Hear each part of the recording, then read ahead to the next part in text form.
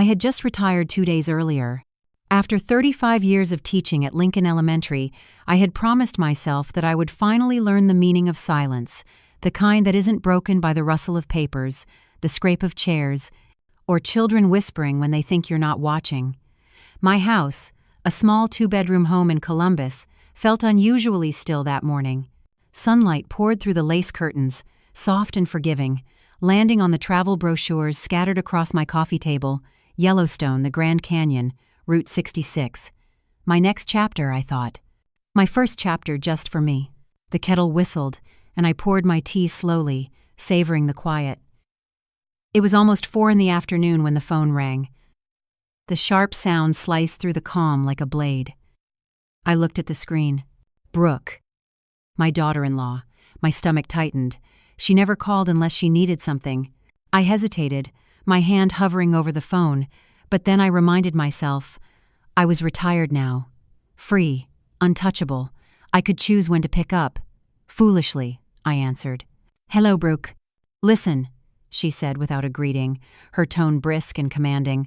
I'm going to leave my 3 kids with you. After all, you don't do anything anymore, so you can watch them while I travel.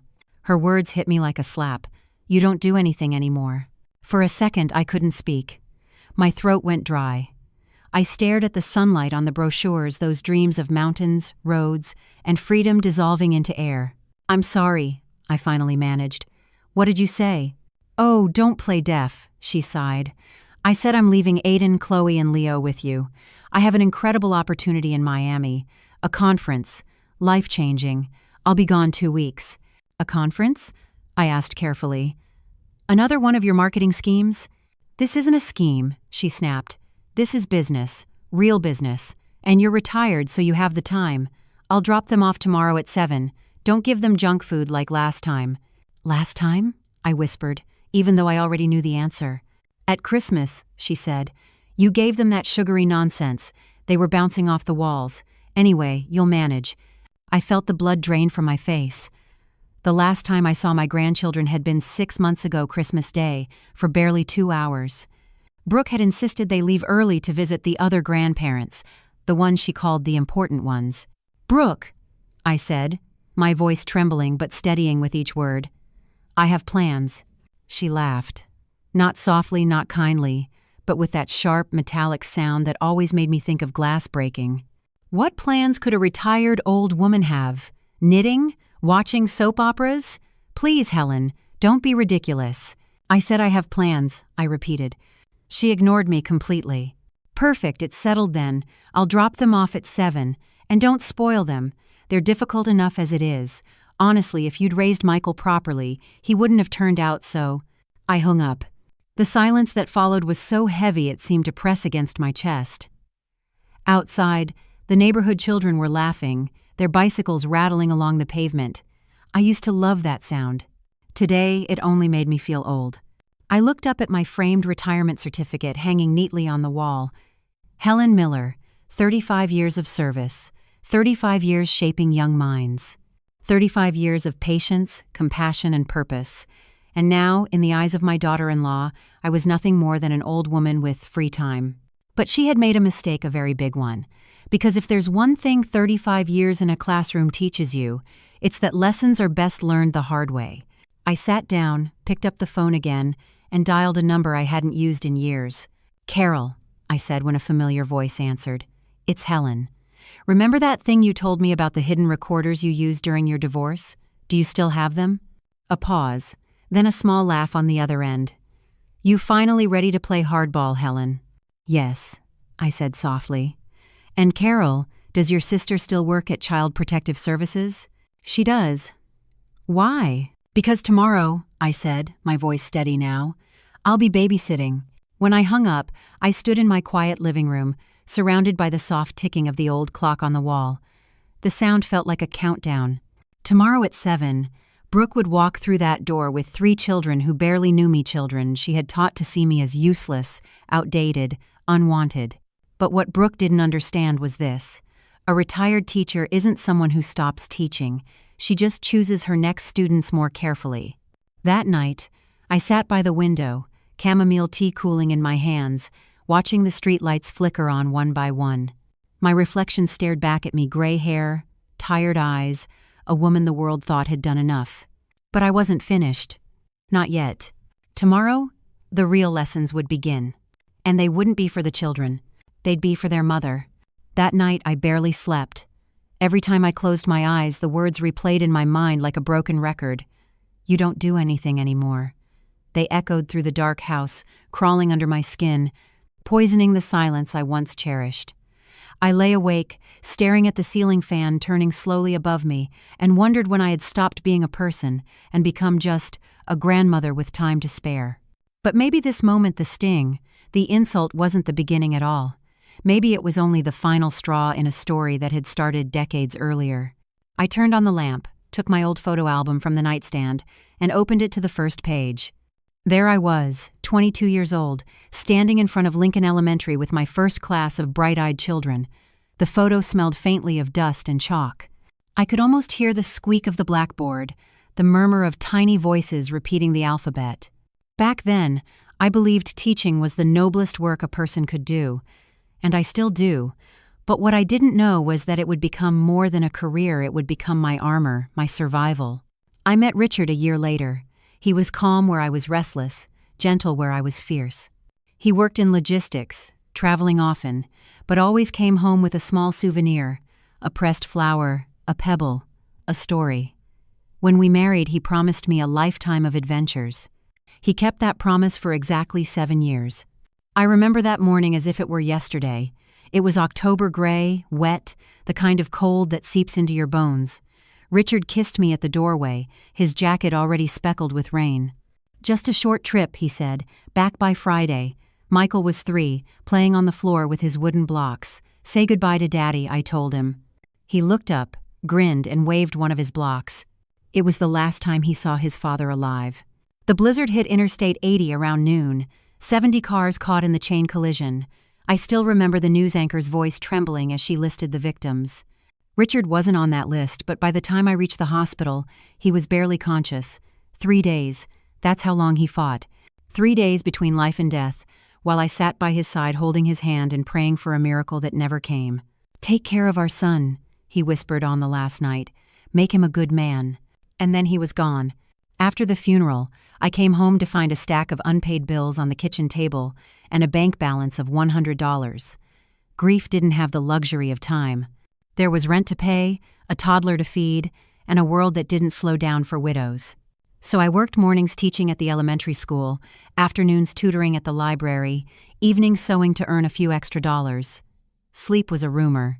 My body ached, my hands cracked from chalk and detergent, but I never let Michael see my exhaustion. He would look up at me with those wide brown eyes, his father's eyes, and I would smile, no matter how broken I felt inside. There were nights when I ate only the leftovers from his plate, pretending I wasn't hungry. On his birthdays, I'd save coins for months just to buy him a toy. Once, when he was 8, I sold my grandmother's locket, a family heirloom, to afford a Christmas dinner with turkey and cranberry sauce. He never knew. He thought I was invincible. Maybe, in a way, I was. My mother used to tell me, "Helen, you're too proud for your own good. Find a man, someone who can help you." But I couldn't imagine anyone else sitting at that kitchen table. I didn't want a man to replace Richard. I wanted my son to grow up seeing strength, not dependence.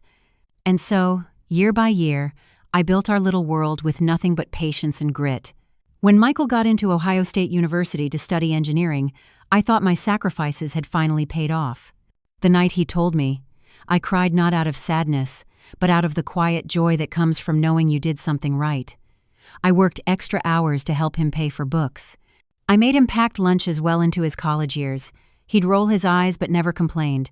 He was a good boy, a good man in the making. Then Brooke appeared. I still remember the day he introduced her. A Sunday after church, he walked into the house carrying flowers and a shy smile. "Mom," he said, "there's someone I want you to meet." She followed him in a young woman with glossy dark hair and a pink dress that made her look almost fragile. "Mrs. Miller," she said sweetly, extending her hand. "Michael has told me so much about you. You're my hero. Raising a son alone, it's incredible." I remember how her words wrapped around me like a warm blanket. No one had called me a hero before. I had spent years being invisible, just a teacher, just a mother. But in her eyes, or what I thought were her eyes, I saw admiration. Maybe that's why I didn't see the red flags. Brooke was charming, helpful.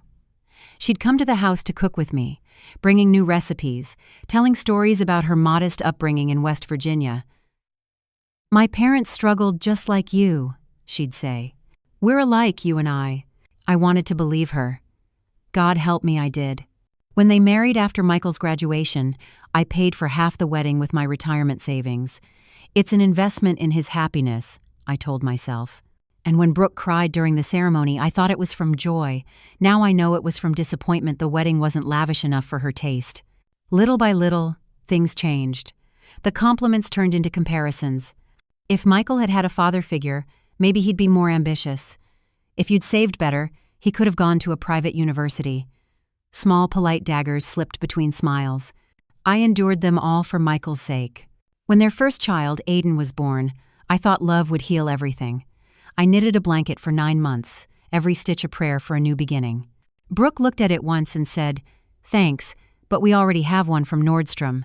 That was the first time I felt truly invisible. As the years passed and more grandchildren came, Chloe, then Leo, Brooke's distance grew into disdain.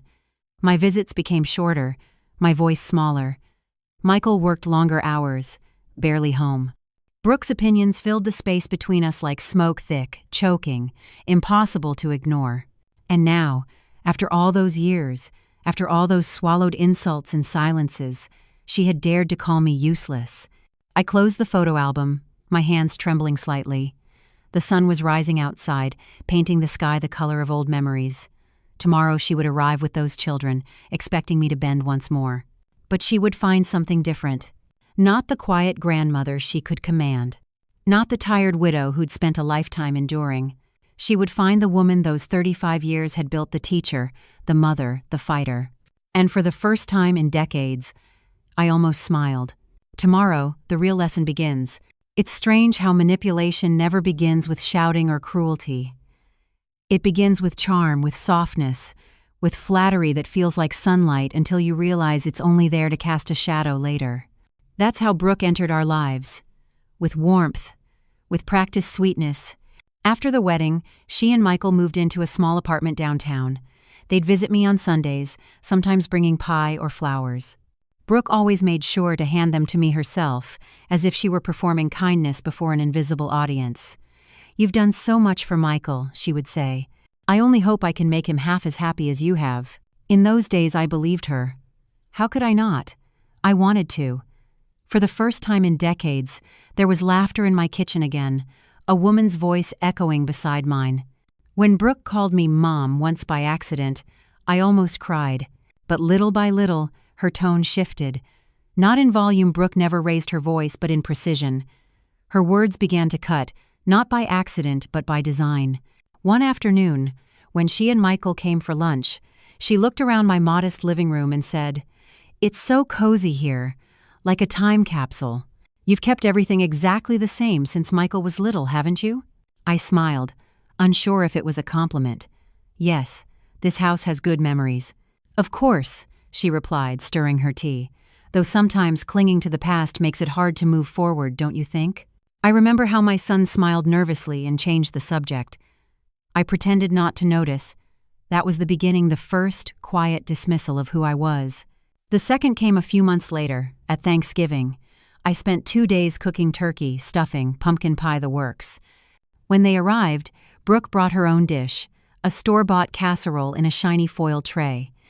"I wasn't sure you'd have enough variety," she said lightly. "You know how picky Michael is about food."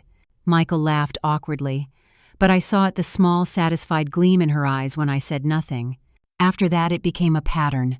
Every visit, a new remark dressed as kindness. "Your curtains are a little dated, Helen. I can help you redecorate."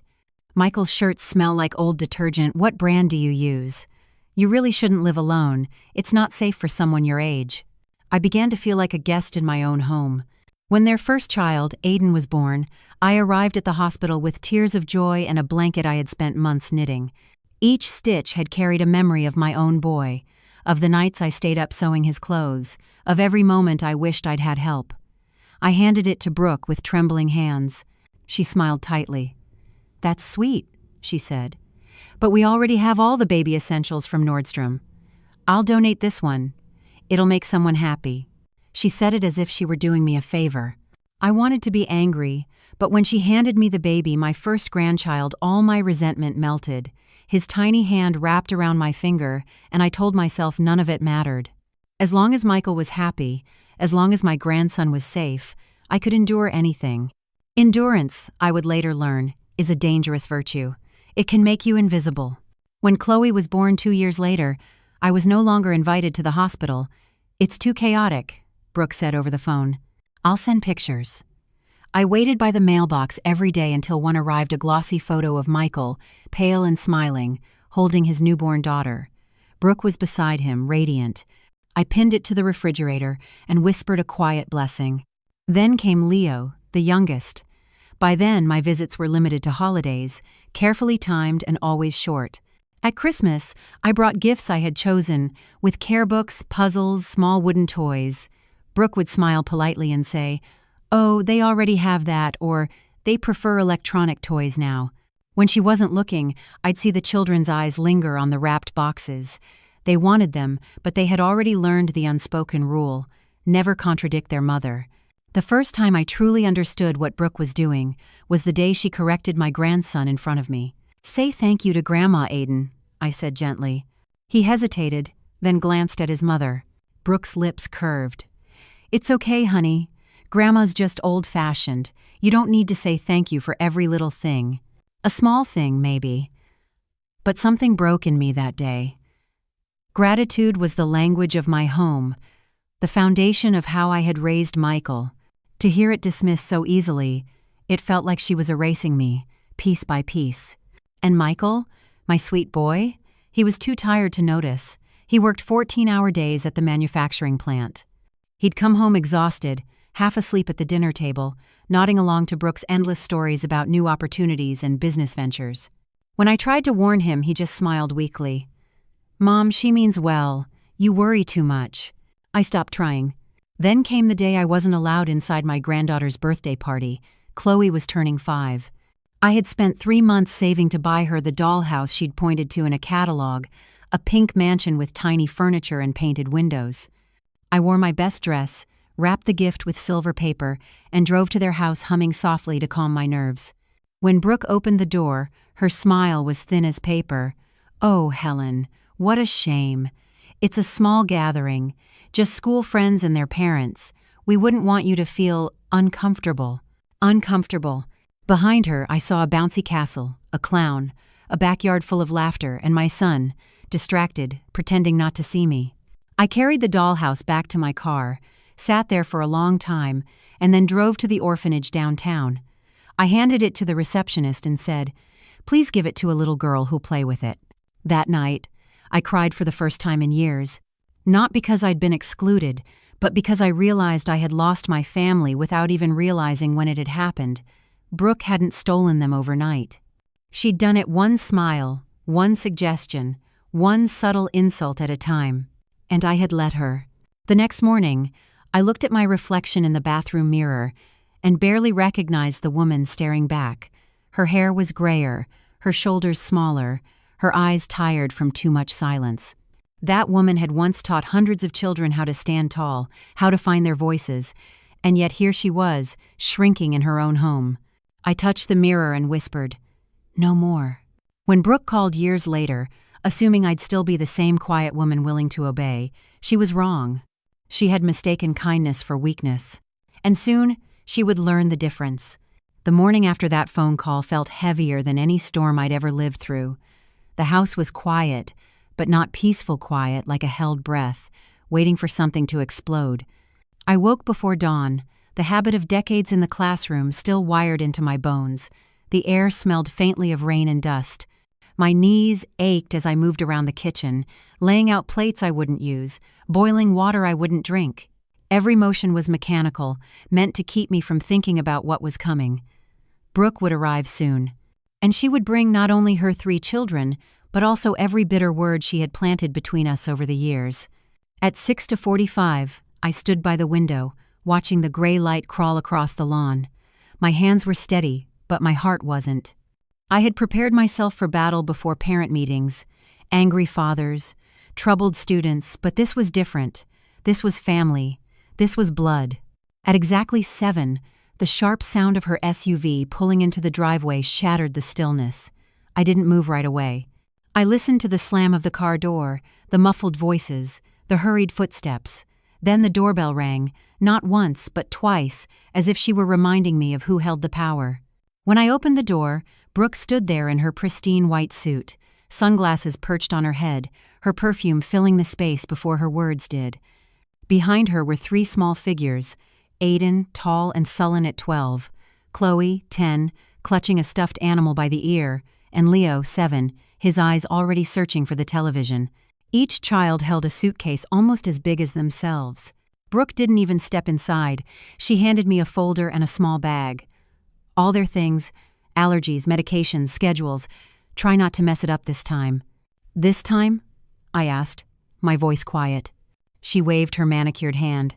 Oh, don't start, Helen. We both know you spoil them with junk and old-fashioned nonsense. Aiden's allergic to dust. Chloe won't eat anything green. And Leo, well, he's very sensitive. He needs his iPad to fall asleep. I wanted to laugh, but it caught in my throat. What about their father? Is Michael coming to say goodbye? Her mouth twisted into something that wasn't quite a smile. Michael is working, as always. Someone has to support this family. She looked me up and down, her gaze sliding over my simple dress, my thinning hair, the faint tremor in my hands. Not all of us are lucky enough to live off a government pension. What is it, $1,500 a month? Must be nice not to have responsibilities. Responsibility, I said slowly, isn't measured by how much money you make. She tilted her head, pretending to consider that. Maybe, but it's hard to respect people who do nothing useful. I felt the air leave my lungs. Nothing useful. 35 years teaching children how to read, how to believe in themselves. 35 years of shaping futures that weren't my own. And this woman, this stranger, was telling me I had done nothing useful. Still, I smiled. The kind of smile I had perfected over decades of parent conferences and petty cruelty. You're right, Brooke. Maybe it's time I did something useful. Good, she said briskly. Then we're settled. I'll be back in 2 weeks. Don't call me unless it's an emergency. And don't let them eat sugar. Oh, and Helen? Yes? Try to keep them from bothering the neighbors. We don't need more embarrassment. She leaned in, lowering her voice so the children couldn't hear. And don't fill their heads with ideas. Remember, I decide if they have a grandmother or not. For a moment, the world went still. I heard only the faint hum of her engine as she turned and walked away, her heels tapping against the pavement like punctuation marks at the end of a long insult. She didn't kiss her children goodbye, not even a hug, just a wave over her shoulder. When her car disappeared down the street, I closed the door. The house suddenly felt smaller, crowded with 3 children who stared at me like I was a stranger. Aiden was the first to speak. Where's the Wi-Fi? He asked flatly, still holding his phone. The modem's broken, I said without missing a beat. It wasn't. I had unplugged it the night before. What? His voice cracked with outrage. No Wi-Fi? Are you serious? Mom?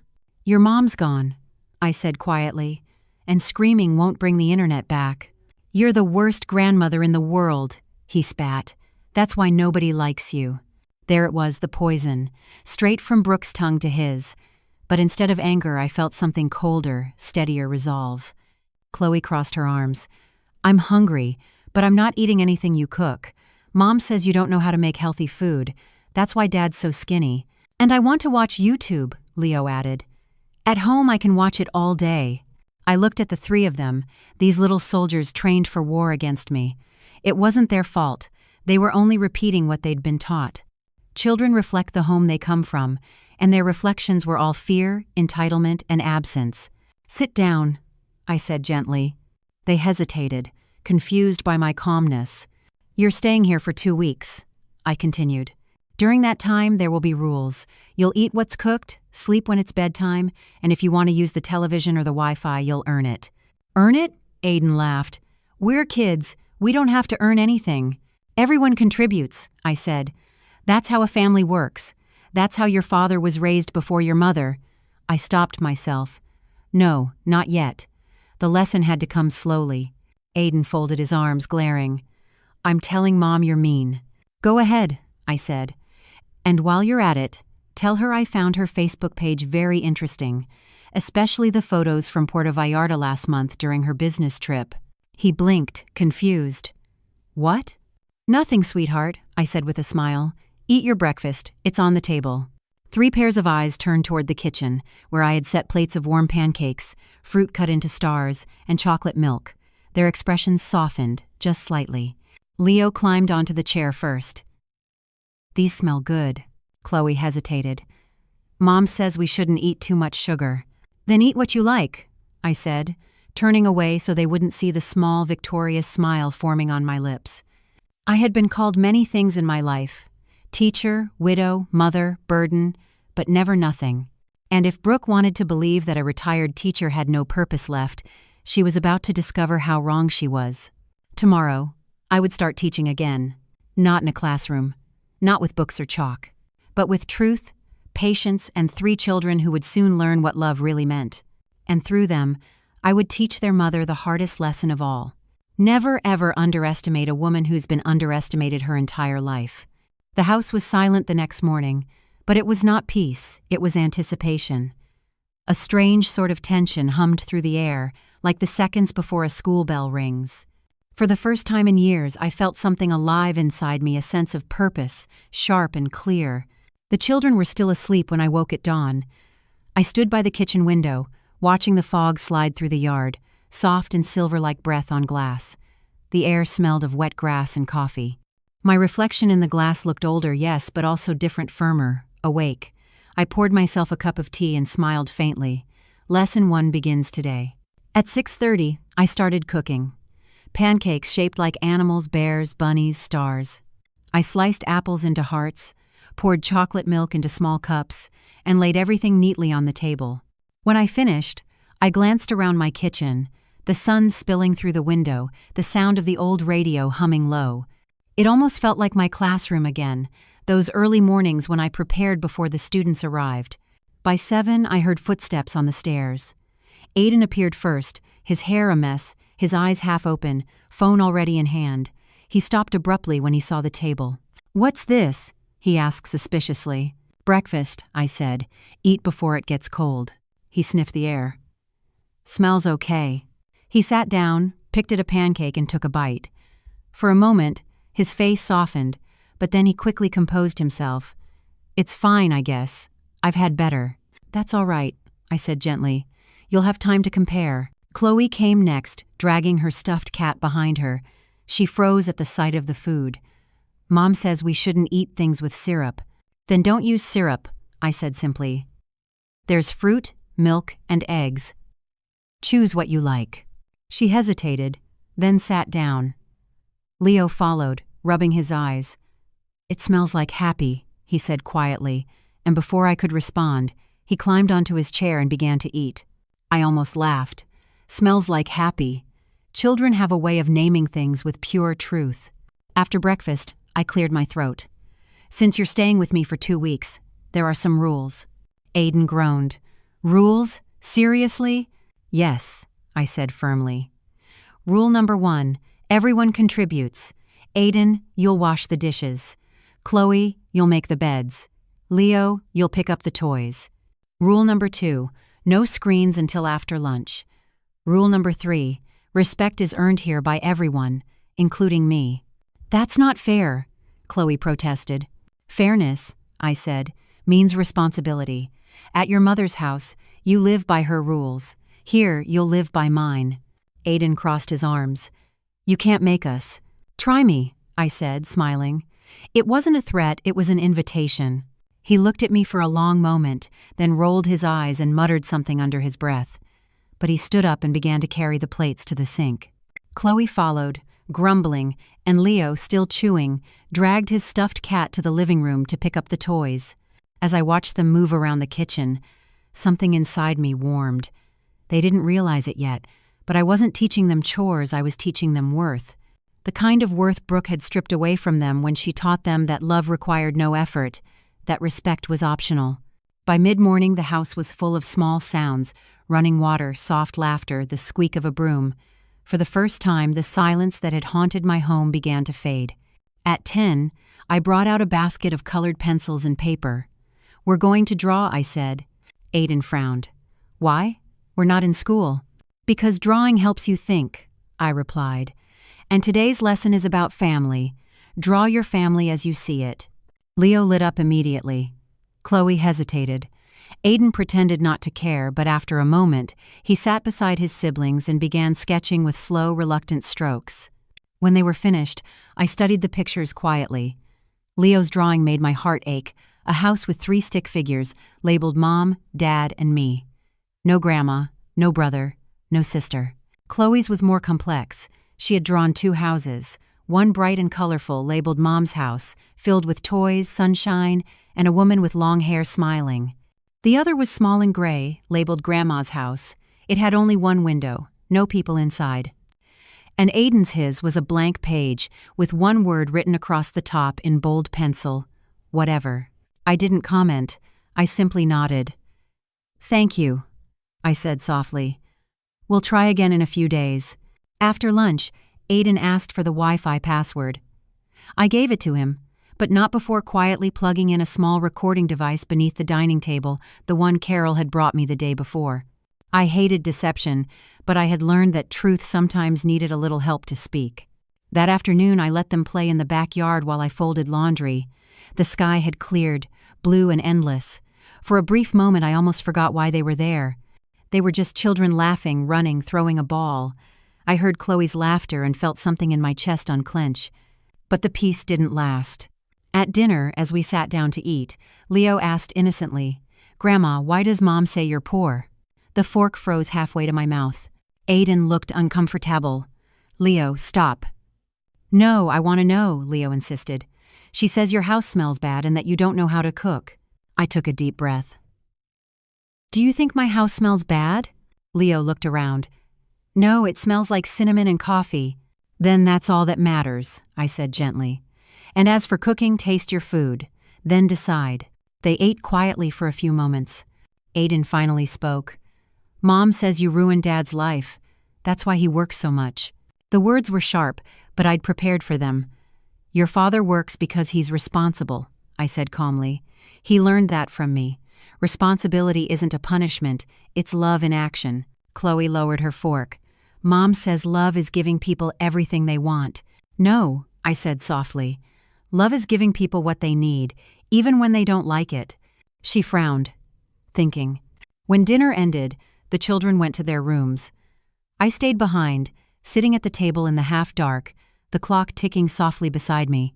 The recorder beneath the table blinked once, tiny, red, and patient. I didn't know yet what secrets it would capture. But I knew this much. The cracks in Brooke's perfect story were starting to show. And tomorrow, when those cracks widened, the truth would begin to seep through. I took one last sip of tea, my hands steady now. Tomorrow, lesson 2 would begin. And this time, it wouldn't be about obedience. It would be about truth.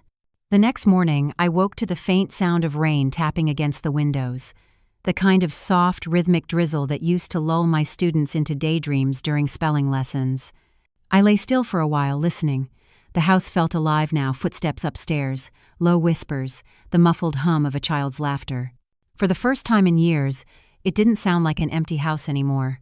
I brewed coffee and watched the world outside blur into shades of silver and green. My reflection in the glass looked steadier than it had in a long time. I wasn't sure if I felt younger or just more awake. Either way, it was something close to life. By 7:30, the children had trickled into the kitchen. Aiden, of course, came first, phone still in his hand, thumbs moving quickly. He stopped at the table. "Grandma, the Wi-Fi keeps turning off," he said suspiciously. "Oh?" I asked, feigning innocence. "Must be the rain. You know how it messes with connections." He squinted at me, unconvinced. "Mom says you do that on purpose." I stirred my coffee slowly. "Then your mother must know a lot about broken connections." He frowned but didn't reply. Chloe entered next, her hair tangled, her stuffed cat dragging along the floor. "Can we have cereal instead of pancakes?" she asked softly. "You may," I said, "but you'll make it yourself." I left the milk on the counter. Her eyes widened, startled. By myself? Yes, I said, sipping my coffee. By yourself. You're old enough. And to my quiet surprise, she did. She climbed onto the stool, reached for the cereal box with both hands, and poured carefully, concentrating as if the task required a surgeon's precision. When she finished, she looked up at me, shyly pleased with herself. Well done, I said. That small smile, hesitant, almost hidden, felt like sunlight breaking through fog. After breakfast, I sent them outside to play, despite the drizzle. A little rain never hurt anyone, I said. Go jump in puddles, be children. They looked at me like I was speaking a foreign language. Mom says rain is dirty, Aiden said. Then tell your mom that dirt washes off, I replied. Go. It took them a few minutes, but soon the sound of laughter echoed through the yard. Leo splashing in puddles, Chloe chasing him with her cat doll, Aiden pretending not to have fun until he slipped and fell into the mud, laughing despite himself. I stood by the window watching them, my lips curving into a smile I hadn't worn in years. For all her money and pretense, Brooke had robbed them of something simple childhood. When they came back, dripping wet and covered in mud, I handed them towels and told them to change. Don't track mud on the carpet, I warned, and they giggled. Even Aiden. After they went upstairs, I opened the small wooden box Carol had given me and pulled out the memory card from the recorder under the dining table. I slid it into my old laptop, half afraid of what I might hear. The recordings were mostly ordinary, clinking dishes, childish chatter, my own voice guiding them through chores. But then came a quiet conversation from last night, after I'd gone to wash the dishes. Aiden's voice. Do you think she's really poor? Chloe. Mom says she is. Leo. But poor people don't have pancakes. A pause, then Aiden again. Mom says Grandma lies. She says Grandma's jealous because Dad loves Mom more. Another pause. Chloe's small voice uncertain. But Grandma hugs different. It feels warm. My throat tightened. I pressed my hand to my mouth to keep from crying. They were trying to make sense of two worlds, one filled with noise and glitter, the other with truth and warmth. Then came Aiden's final words, low and almost guilty. Maybe Mom's wrong. I closed the laptop, my eyes stinging. There it was, the first crack in the glass, the beginning of the end of Brooke's illusion. That afternoon I found Chloe in the living room with her crayons. She was drawing again. I sat quietly beside her. What are you making, sweetheart? A house, she said. But not Mom's house. This one's smaller, but it feels safer. Who lives in it? She paused. You, and us, and Dad, when he's not tired anymore. I didn't trust my voice enough to answer, so I just nodded. Leo ran in next, holding my phone. Grandma, your phone made a noise. It was a text from Carol. Got the info you asked for. You'll want to see this. A chill ran through me. I told the children to watch a movie and stepped into my study. Carol picked up after the first ring. I have what you asked for, she said. The background checks. Your daughter-in-law has 3 credit cards in your son's name maxed out. $30,000 in debt. And her company? It's not real. Another pyramid scheme. I felt the blood drain from my face. Michael doesn't know? No. Everything's in his name. If she leaves, he's ruined. I sank into the chair. My hands were trembling slightly, but my voice was calm. Thank you, Carol. There's more, she added hesitantly. My sister, remember, she works at Child Protective Services. She said if you can get proof of neglect or emotional harm, there's a way to intervene. But you'll need evidence. Evidence. The word echoed in my mind like a bell. After the call, I sat still for a long time. Rain was still falling, faint and steady. The house was filled with the sound of children laughing faintly from the living room. 35 years as a teacher had taught me how to recognize patterns, defiance, dishonesty, cruelty, and to see beyond them. Brooke's manipulation wasn't just emotional, it was systematic. She had built her world on lies, and I was holding the first thread that could unravel it. But I couldn't act recklessly. I had 3 small lives under my roof now, children who needed to feel safe before they could face the truth. That night, after tucking them into bed, I went to Aiden's room to say goodnight. The boy was sitting on the edge of the bed, staring at his phone. His eyes were red-rimmed, though he'd never admit to crying. You all right, my boy? I asked softly. He didn't look up. Mom hasn't called. She's busy, I said gently. Sometimes adults confuse being busy with being important. He glanced at me then, his voice quiet. Do you think she loves us? The question pierced through me like a blade. I wanted to lie, to tell him what he needed to hear, but I couldn't not anymore. I said slowly, your mother loves herself more than she knows how to love anyone else. That's her sickness, not yours. He looked at me for a long time. You're different, he whispered. Different? You don't yell. You don't try to make us feel bad. I smiled sadly.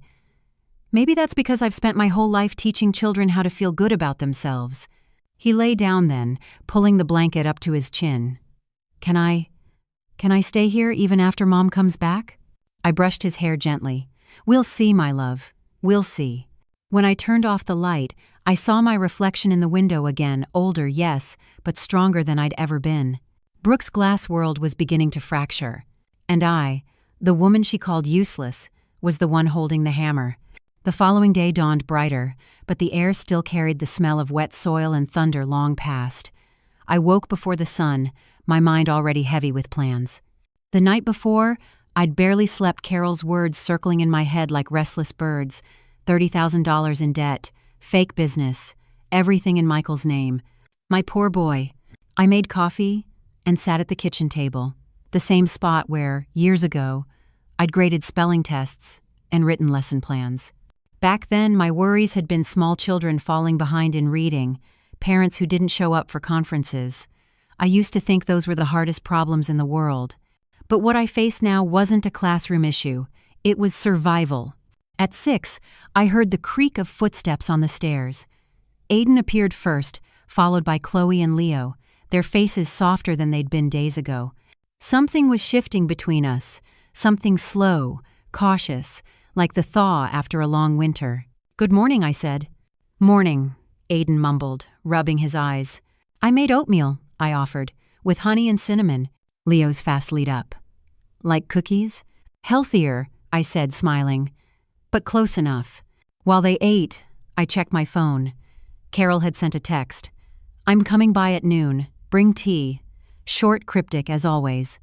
When the kids finished breakfast, I sent them outside to water the flowers. Gently, I reminded them.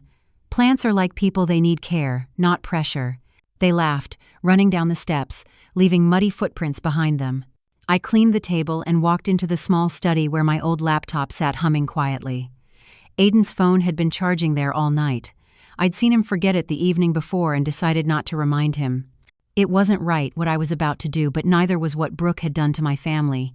I plugged the phone into the computer and waited. A folder appeared. WhatsApp, backup, zip. I hesitated, breathing slowly. Then I opened it. The messages were endless. Photos, emojis, voice notes. But one thread caught my attention. Dominic. My heart sank.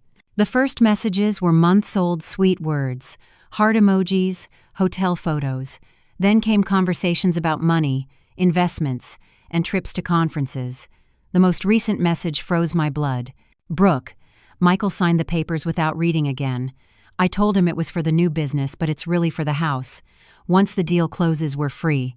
Dominic. And the kids? Brooke. I'll leave them with the old woman for 2 weeks. It'll look innocent. When I get back, I'll start the custody process. Michael won't know what hit him. I scrolled further, my hands trembling. Brooke. She thinks she's teaching the kids manners. Let her. They'll hate her soon enough. Everything's falling into place. I felt my stomach twist. For a moment, I couldn't breathe. The woman who had called me useless was plotting to destroy not just my son, but my grandchildren's lives. At that exact moment, I heard a small gasp behind me. I turned. Chloe stood in the doorway, barefoot, holding her stuffed cat. "Grandma," she whispered, "why are you crying?" I hadn't realized tears were running down my face. I wiped them quickly. "Oh, my sweet girl, I'm not crying. Just dust in my eyes." She walked closer, hesitant. "Mom says crying means you're weak." "No," I said softly. "Crying means you still have a heart." She looked at me for a long moment, then climbed onto my lap and rested her head on my shoulder. "I like it here," she murmured. It's quiet. Not loud like home. I stroked her hair. Quiet is good, Chloe. Quiet lets us hear the truth. She looked up at me, her small brow furrowed. Mom says truth just hurts people. I smiled sadly. Sometimes it does, but it also saves them. At noon, Carol arrived. She wore sunglasses and carried a manila envelope thick enough to make my heart race. I poured us both tea, pretending my hands weren't shaking. She spread the papers across the table. Bank statements, emails, and printouts of Brooke's business expenses, thousands spent on flights, hotels, designer clothes, all under Michael's name. She's clever, Carol said. Everything looks legitimate on the surface. But the transactions point to one thing: she's been siphoning money for months. My contact at the bank confirmed she even tried to use your address as collateral for a loan. My breath caught. My house? Carol nodded grimly. She couldn't complete it because she needed your signature. I think that's why she wanted to leave the kids with you to distract you while she finished the deal. I pressed my palms together, my mind spinning. She's going to take everything. My son, the house, even the children. Carol reached across the table, her voice steady. Not if you act now. I exhaled slowly. I have recordings. Conversations with the kids. Her social media posts. These messages from Dominic. Will that be enough? More than enough, she said. But you'll need proof she's unfit as a mother. Emotional neglect, manipulation, anything that shows she's endangering those kids. Then I'll find it, I said firmly. For a moment, the teacher in me reawakened the woman who once faced classrooms full of chaos and found order, who believed every problem had a solution if you stayed patient enough. That afternoon, I watched the children play from the porch while the rain clouds gathered again. They were laughing, splashing in puddles, completely unaware of the storm forming around them. I thought of Brooke's words on the phone. You don't do anything anymore. If only she knew how wrong she was. By evening, the wind picked up, and the first drops began to fall. I called the children inside, helped them dry off, and made hot cocoa. Aiden sat at the table scrolling through his phone, and I noticed him hesitate. Everything all right? I asked. He looked conflicted. Mom sent a message. My heart stilled. What did she say? He showed me the screen. Be good for Grandma. Remember what we talked about. Don't tell her anything about Miami or about Uncle Dominic. Uncle Dominic. The pieces were fitting together, ugly and perfect. I smiled gently, hiding the tremor in my voice. You don't have to keep secrets from me, Aiden. He frowned. It's not a secret. It's just... Mom said Dad would be sad if he found out. I reached for his hand. Your father deserves the truth, even when it hurts. Lies only protect the person who tells them. He didn't answer, but I saw the war inside him, the loyalty of a child pulled in two directions. That night, after tucking them in, I placed another small recorder in the hallway vent. I hated myself for it, but love sometimes demands hard choices. I needed evidence not for revenge, but for protection.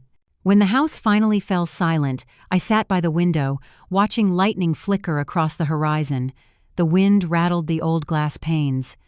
Somewhere deep inside, the teacher, the mother, the widow, and the forgotten woman all fused into one. Brooke had underestimated me for years, but this time I wasn't just defending my pride. I was defending my family, and I would not fail again. Tomorrow the plan would begin. The morning after the storm, the air felt strangely heavy, as if the world itself was holding its breath. The sky outside was washed clean, pale blue streaked with soft clouds, but my mind was still clouded with what I had read Brooke's messages, her plans, her lies. Every betrayal leaves a shadow. It lingers even after you know the truth, whispering, "You should have seen it sooner." I had spent my life teaching children to recognize cause and effect, to see the logic behind consequences. And yet, for years, I had failed to see the chain reaction forming right in front of me, the manipulation, the financial deceit, the slow erasure of love inside my own family. That morning, as the children slept upstairs, I sat at the kitchen table with my notebook, listing everything I had. The bank records Carol had brought, the messages between Brooke and Dominic, the photo of them together in Cancun, posted under the hashtag number #NewLife, and, most importantly, 3 children beginning to remember what love felt like. But evidence, no matter how strong, is useless without timing. I needed to wait just long enough for Brooke to trap herself in her own web. At 7, I heard footsteps. Chloe entered first, still sleepy, her hair sticking up like a crown of soft gold. "Grandma," she yawned, "can we make cookies again?" "After breakfast," I said, smiling. "You can help me this time." She grinned, rubbing her eyes. "Mom says baking's messy." "Messy is how we learn," I replied. Aiden appeared next, holding his phone. His expression was unreadable. "Mom texted," he said, voice quiet. "She asked if everything's okay." "And what did you tell her?" I asked. "That we're fine," he said after a pause. "Better than fine." I reached over and squeezed his hand. "Good boy." Leo came in last, dragging his blanket behind him. "Grandma," he said solemnly, "can I have pancakes every day forever?" I laughed softly. "We'll see." After breakfast, I sent them to play outside and took my laptop to the study. The room smelled faintly of lavender and old paper. On the desk, the recorder's red light blinked faintly. Ready. I had another idea. Carol's sister, Lauren, from Child Protective Services, had agreed to help, but she needed proof of neglect or manipulation, the kind you couldn't deny, and I had a feeling that proof wasn't far away. Brooke's arrogance would expose her. It always did. At 10:15, my phone buzzed. A message from an unknown number. "Hey, beautiful, missing you already? Counting down the days till Miami's done. D." I stared at it, my pulse quickening. Dominic. My lips curved into a grim smile. The fool must have saved my number by mistake, probably confusing it with Brooke's. I replied only one word. "Who's this?" There was a pause, then. "Very funny. Don't tell me you forgot last night already." I nearly dropped the phone. "Last night." "Wrong number," I typed, my fingers steady, even though my heart was pounding. The typing bubble appeared, then disappeared, then appeared again. "Wait. Helen?" I didn't answer. Instead, I took a screenshot and saved it. Proof. Clear as daylight. By noon, Carol had come over again. We sat at the table while the children napped upstairs, their laughter still echoing faintly in the walls. "This is gold," she said, scrolling through the screenshots. "You've got him admitting to the affair without even realizing it." "But it's not enough yet," I said. "I need more. Something that shows she's not just unfaithful, she's dangerous." Carol nodded slowly. "Then we'll make sure she shows it herself." We spent the afternoon talking strategy. When Brooke returned from her so-called conference, she would find a very different battlefield waiting. At 3, the children woke, hungry and restless. Chloe helped me bake cookies while Aiden read to Leo on the couch. For a moment, my house felt like it had years ago, filled with warmth, laughter, and the faint smell of vanilla.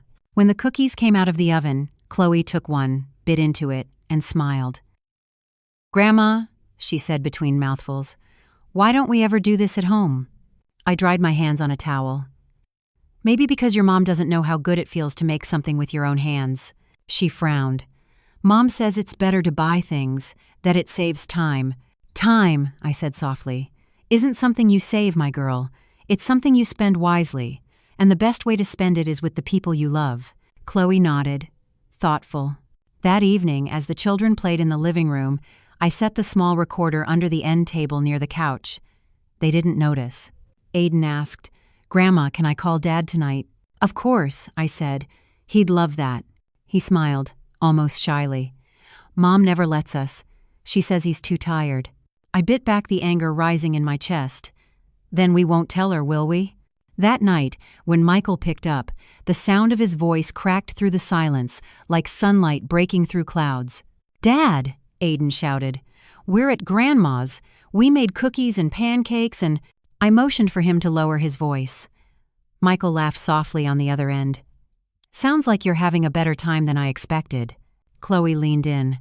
"Dad, can we stay a little longer when Mom comes back? Please?" Michael hesitated. "We'll see, sweetheart. We'll see."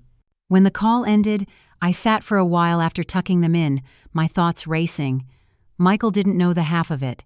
He didn't know the debts, the affair, the manipulation. But soon he would. At 11 p.m., the house was still. I crept downstairs, my bare feet whispering against the old wooden floor.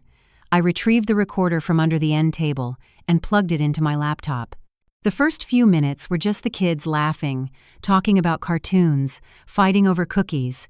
Then a quieter part, Chloe's voice. "Mom says Grandma lies a lot." Aiden. "Mom lies too. She said she was working, but I saw her with that man." Chloe gasped. "You mean Uncle Dominic?" Aiden. "Yeah. She told me not to tell Dad.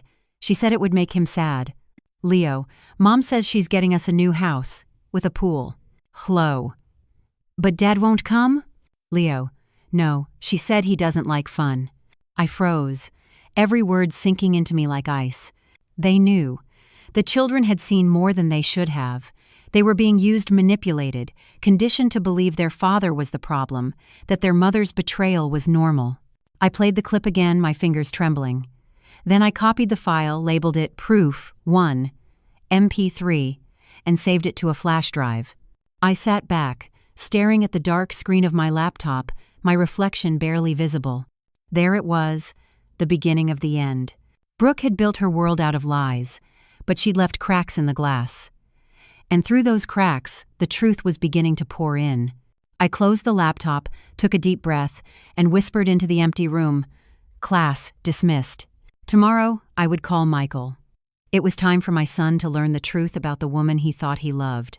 And when the truth finally reached her, it wouldn't be whispered. It would roar. Morning sunlight poured through the kitchen window, turning the steam from my coffee into ribbons of gold. I hadn't slept much, but I didn't feel tired. There was a strange calmness inside me, steady, focused, like a soldier before battle. I had replayed the children's recording 6 times during the night. Each word cut deeper than the last. Brooke's manipulation, her casual cruelty, the way she'd turned my grandchildren into pawns in a game no child should ever play. It was time to stop pretending this was just a family dispute. This was war. Michael needed to know. I had thought long and hard about how to tell him. He was a good man, too good in many ways. Loyal, patient, willing to believe the best in people, even when it destroyed him. I'd watched Brooke use those qualities like tools, bending his kindness into submission. But now, for the first time, I had something stronger than her charm, proof. At breakfast, I tried to act normal. Aiden was reading the back of the cereal box. Chloe was humming to herself while cutting her toast into perfect triangles. Leo was feeding crumbs to a bird outside the window. "Grandma," Aiden said suddenly, "when's Mom coming back?" "In about a week," I answered. He frowned. "Do we have to go home right away?" I looked at him carefully. "Do you want to?" He hesitated. "I don't know. It's quieter here. Mom says quiet is boring, but I like it." "Sometimes quiet means peace," I said softly. "And peace is never boring." The boy nodded, his eyes older than they should have been. After breakfast, I sent the kids to play in the yard. My hands trembled slightly as I dialed Michael's number. He answered on the third ring, his voice groggy. "Mom, everything okay? The kids behaving?" "Yes," I said. They're wonderful, actually. Michael, can you come by tonight after work? There's something important I need to show you." He sighed. "Mom, if it's about the leak again." "It's not the roof this time, son," I interrupted. "It's about Brooke." There was silence on the other end. "Mom," he said slowly, "please don't start." "Michael," I said, my voice firm but gentle, "I'm not starting anything. I'm ending it. Come tonight. You need to see the truth for yourself." Another pause. Then, quietly, "I'll be there around 7. When I hung up, I stared at the phone in my hand, my pulse racing. I had waited 10 years for this moment for my son to finally open his eyes. But I also knew it wouldn't be easy. The truth rarely is. The rest of the day crawled by. The children played board games in the living room while I cleaned the kitchen for the 3rd time. Every tick of the clock echoed in my chest. By 5, I could hardly keep still. I set the table for dinner, roast chicken, mashed potatoes, and green beans. Michael's favorite since he was a boy. At 6:30, the children began to sense something. "Why are you nervous, Grandma?" Chloe asked. "I'm not nervous," I lied. "Just thinking. About Mom?" I met her gaze. "About telling the truth." She tilted her head, puzzled, but didn't ask more. When the doorbell finally rang, my heart jumped. I wiped my hands on a towel and opened the door. Michael stood there, weary from work, his blue shirt stained with oil, his eyes heavy with exhaustion. For a moment, he looked just like the little boy who used to run to me after school, holding up his report card. "Hi, Mom," he said softly. "Where are the kids?" "In the living room," I said. "Let's talk in the kitchen first." He followed me inside, sitting at the table as I poured him coffee. I could see the confusion in his eyes, the gentleman trying to reconcile the mother he loved with the wife he defended. "Mom," he began, "if this is about Brooke spending again, I've talked to her. I opened my laptop and pressed play. For a moment, all you could hear was static. Then Aiden's voice filled the room. "Mom lies too. She said she was working, but I saw her with that man." Michael froze. His coffee cup stopped halfway to his lips. Then came Chloe's small voice. "You mean Uncle Dominic?" His eyes widened. "Aiden again. She told me not to tell Dad. She said it would make him sad." Then Leo's innocent tone. "Mom says she's getting us a new house with a pool." I paused the recording. The room was silent except for the faint ticking of the clock. Michael's hands shook slightly. Where did you get that?" "From here," I said quietly, touching my chest. "From your children's truth." He stared at the table, his breath shallow. No, it can't be. Brooke wouldn't." I slid the printed messages toward him. "Read them." He hesitated, then looked. His eyes scanned the screenshots, Brooke's messages to Dominic, the photos of them in hotels, the plans to leave him. With every line, the color drained from his face. When he finished, he sat back slowly, his hand covering his mouth. "Oh my God. I'm sorry," I whispered. I didn't want to be right. For a long time, neither of us spoke. The only sound was the hum of the refrigerator and the faint laughter of the children from the living room. Finally, Michael said, "How long have you known?" "Not long," I admitted, "but I've suspected for years." He looked at me, his eyes glistening. "Why didn't you tell me?" "Because you wouldn't have believed me," I said gently. "And because sometimes a mother has to wait for her son to see the truth himself." He rubbed his forehead, his voice breaking. "She's been lying to me, to the kids, to everyone." I reached across the table and took his hand. "She's hurt you, yes, but you're not powerless anymore." Michael exhaled shakily, staring down at the table. "What do I do now?" I squeezed his hand. "We protect the children. That's the first thing. Carol's sister from Child Protective Services can help us. We'll document everything, and when she comes back from Miami, we'll be ready." He nodded slowly, the weight of realization sinking in. Then, faintly, from the doorway came a small voice. "Dad?" We both turned. Aiden stood there clutching the doorframe. His eyes were red, his face pale. "You know now, don't you?" Michael stood and crossed the room in 2 steps. He knelt in front of his son. "I do," he whispered. Aiden swallowed hard. "I'm sorry, Dad. I didn't mean to keep it secret. Mom said she said you'd die of sadness if you found out." Michael's eyes filled with tears. He pulled Aiden into his arms, holding him tight. "I'm not going anywhere, son. You did nothing wrong." From behind him, Chloe and Leo appeared, silent, watching. I went to them, kneeling, pulling them close. That kitchen, my little kitchen that had once felt so small, was suddenly filled with tears, with truth, with something fragile but real. It wasn't victory. Not yet, but it was the first breath after nearly drowning. Later that night, after Michael tucked the children into bed, he came back to the kitchen, his face pale but determined. "She's coming back in 10 days, he said quietly. "We'll be ready." "Yes," I said. "We will." Outside, the wind rustled through the trees, whispering like distant applause. For the first time in years, my son stood tall again. And I knew no matter how fierce the storm ahead, we would face it together. The next 10 days felt like the quiet before a storm we could already smell in the air, one we knew would not pass gently. For the first time in years, Michael stayed with me and the children. He said it was to spend time before Brooke got back, but we both knew the truth. He was afraid to leave them alone with her again.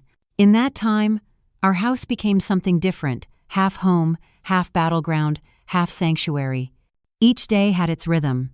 Breakfast together, chores, laughter, therapy sessions Carol had arranged with Dr. Wallace, the family psychologist she trusted.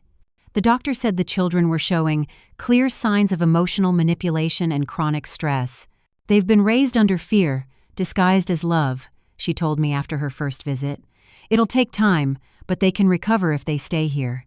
That night, Michael and I sat at the kitchen table, the same table where we'd faced so many hard truths. He looked older somehow, not just tired, but aged by disappointment. Still, there was something else in his eyes now, too. Resolve. "Mom," he said, staring into his coffee. "I keep thinking, how did I miss it? How did I not see what she was doing?" I reached across the table, touching his hand. "Because you loved her. Love blinds us, son, especially good people. We mistake control for care and manipulation for need. But it's not your fault. Brooke just learned how to weaponize your heart." He looked at me for a long moment, then nodded. "I'm not going to let her hurt the kids anymore." Those words were the beginning of everything that followed. The next day, we began preparing. I called Carol and Lauren again. They brought over folders, legal documents, printed messages, and reports. The kitchen table turned into a war room paper, spread everywhere, coffee mugs marking the corners like sentinels. Lauren explained the process carefully. Once Brooke returns, Michael will file for emergency custody. The children will stay here until a judge reviews the case. With the evidence we have recordings, messages, testimony, it's solid. But the key is to keep calm when she confronts you. Don't give her any emotional ammunition. Michael nodded, though I could see the muscle in his jaw twitch. "I'll try." Lauren looked at me next. "And you, Mrs. Miller, you're the anchor. Keep the kids steady. Brooke will come at you first. That's her pattern." "I know," I said quietly. "She always does." For the next few days, we followed routine as if nothing had changed, but everything had. Aiden began to smile more. Really smile. Not the polite, hollow one he'd worn when he first arrived. Chloe spent hours baking with me, her laughter filling corners of the house that had been silent for too long. Even little Leo stopped asking for his iPad. Instead, he followed Michael around the garden, imitating everything his father did. One evening, while the kids played outside, I found Michael sitting on the porch steps, staring into the dusk. The air was thick with the smell of rain and cut grass. "She's going to come back angry," he said without looking at me. "Yes," I replied. "Anger is all she has left." He sighed. "Part of me still wants to understand her. I don't know why." "Because you remember the woman you thought she was," I said. "But she doesn't exist anymore. Maybe she never did." He nodded slowly. "Do you think people like that ever change?" I thought for a moment before answering. "No, they just find new ways to hide what they are." The next morning, Dr. Wallace arrived again for another session. She worked with the children in the living room while Michael and I prepared lunch in the kitchen. We could hear faint snippets of conversation through the door, soft questions, hesitant answers. When she finished, she came to me. "The children are doing better," she said, "but Aiden still carries guilt. He believes he betrayed his mother." "He's a child," I said, my throat tight. "He was protecting her lies because he thought it was love." Dr. Wallace nodded. "Exactly. That's what makes emotional abuse so cruel. It teaches children to confuse loyalty with silence." That night, I couldn't sleep. I stood by the window, watching lightning flicker far away in the distance. My reflection stared back older, yes, but unbroken. For the first time in decades, I didn't feel powerless. At dawn, I woke before everyone else and started cooking. The smell of bacon and fresh bread filled the kitchen. As I stirred the pot, I felt small arms wrap around my waist. "Good morning, Grandma," Leo said sleepily. "It smells like love again." I turned, smiling through sudden tears. "It always smells like love here, my boy." Later that afternoon, Carol called. "I've got more news," she said. "Your daughter-in-law has been trying to transfer funds to a bank in Miami. She's setting up a property there, probably her escape plan. Can you get proof?" "Already did. I'll send it to the lawyer." Proof. Another nail in Brooke's coffin. By the fifth day, the house had changed completely. Where there had once been tension and silence, now there was laughter and the rhythm of a family healing. Every evening we had dinner together, and I made each of them share something good from their day. "I helped Grandma water the plants," Leo would say proudly. "I didn't yell at Aiden even though he was being annoying," Chloe added, earning a glare from her brother. And then Aiden, quieter, softer, would always end with, "I think I like it here." I could feel the ghosts of Brooke's cruelty leaving their small hearts, one by one. But peace, I knew, was temporary. It was only the eye of the storm. On the 9th night, Michael came to me after the children had gone to bed. He was holding a folder, the one Lauren had given him. "Mom," he said quietly, "everything's ready. The lawyers filed the papers. Brooke doesn't know yet. When she comes back, she'll be served here." I nodded. "Good. You've done the right thing." He hesitated. "And the kids? They'll be fine," I said. "They're stronger than she ever taught them to be." He smiled faintly. "That's because of you." Outside, thunder rolled low and distant again, like a warning. I looked toward the window, my reflection framed by the dim kitchen light. "She thinks she's coming back to the same house she left," I said. "But she's wrong. Everything's changed." He followed my gaze. "When she walks through that door, she won't find the broken family she created." "No," I agreed. "She'll find the family we rebuilt from the ashes." For the rest of the night, neither of us spoke. We sat in silence, the kind that no longer hurt, listening to the rain begin again. We were ready now. Ready for the confrontation. Ready for the first battle. The morning she returned, the air itself felt tense. Even the birds outside the window seemed quieter, as though they too could sense that something irreversible was about to happen. I had been awake since 5, pacing the kitchen, making coffee I didn't drink. Every sound, every tick of the clock, every distant car tightened something inside me. Michael came downstairs just before 7, his work uniform still damp from the dryer. He didn't look like the son I'd raised. He looked like a man walking toward a firing line. His jaw was set, his eyes distant. "She lands at 11, he said. "She'll be here by noon." I nodded. "Carol and the lawyer will arrive before that. Lauren, too." He rubbed the back of his neck, exhaling shakily. "What if she doesn't sign the papers? What if she causes a scene?"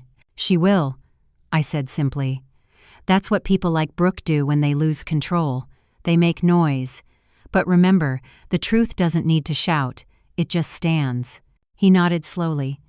I could see the boy he once was flicker for just a second behind the man he'd become.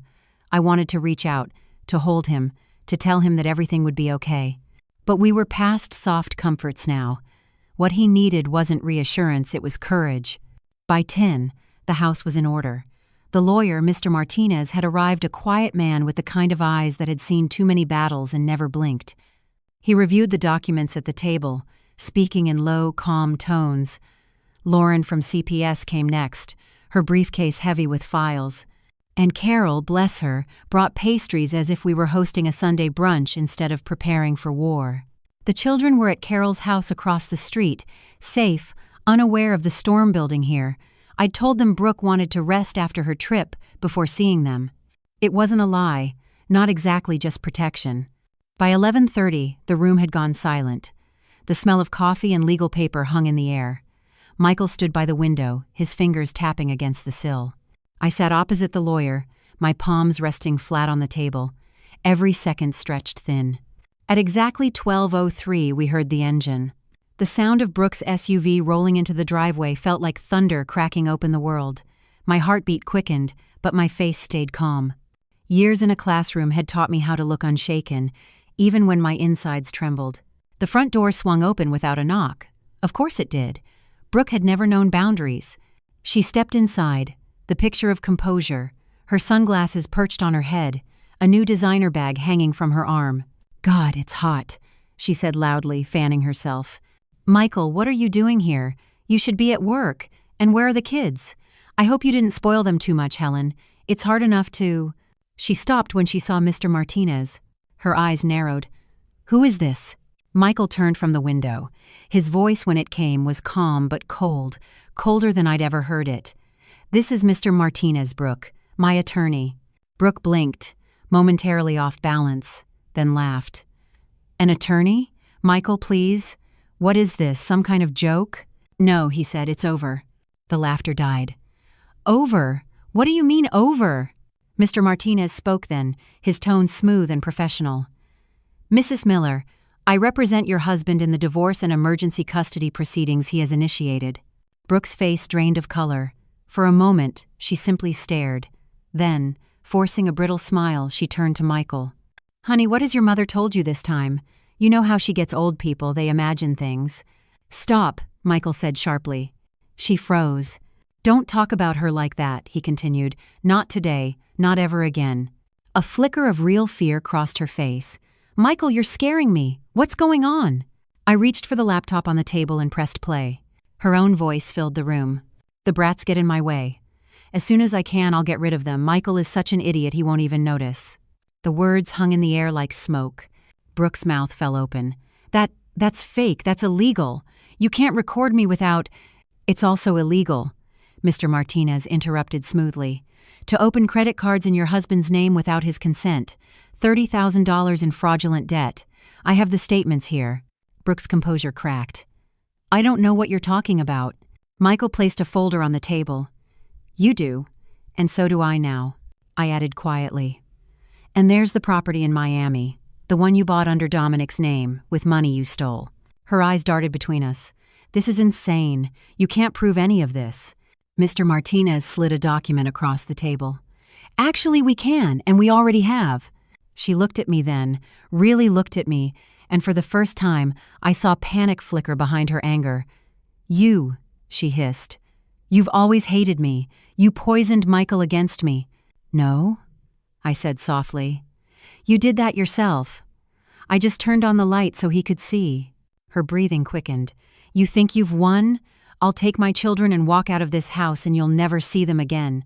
Lauren stepped forward, calm but firm. "No, Mrs. Miller, you won't. There's a court order. Until the custody hearing, the children stay with their father, and for their safety, you are not to contact them unsupervised." Brooke's eyes widened, fury and disbelief twisting her face. "Court order? You're lying. You can't keep a mother from her children." "I can," Lauren said. "And I will. I've seen the evidence of neglect, the manipulation. You've used those children as leverage, and it stops now." Brooke's lips trembled. "Michael, tell them. Tell them this is ridiculous." Michael's voice was quiet, steady. "The kids told me everything, Brooke. About Dominic, about the lies, about what you said when I wasn't home." She shook her head violently. "They're children. They don't understand." "They understand enough," he said. For a moment, she just stood there, breathing hard, looking at the three of us like a trapped animal. Then something in her broke. Her voice turned sharp, almost hysterical. "You'll regret this," she spat. "All of you. I'll take you down, Helen. You think you're some kind of saint, but you're just an old, bitter woman who couldn't keep her husband or her son. You'll die alone in this ugly little house." I stood slowly. "Maybe," I said, "but I'll die knowing I saved my family from you." For a long moment, no one spoke. Only the ticking of the clock filled the room. Then Brooke grabbed her bag and stormed toward the door. "This isn't over," she hissed. "You don't know who you're dealing with." "You're wrong," I said. "I know exactly who I'm dealing with. A narcissist who mistook kindness for weakness, but not anymore." The door slammed so hard the walls shook. The sound echoed through the house, final and sharp.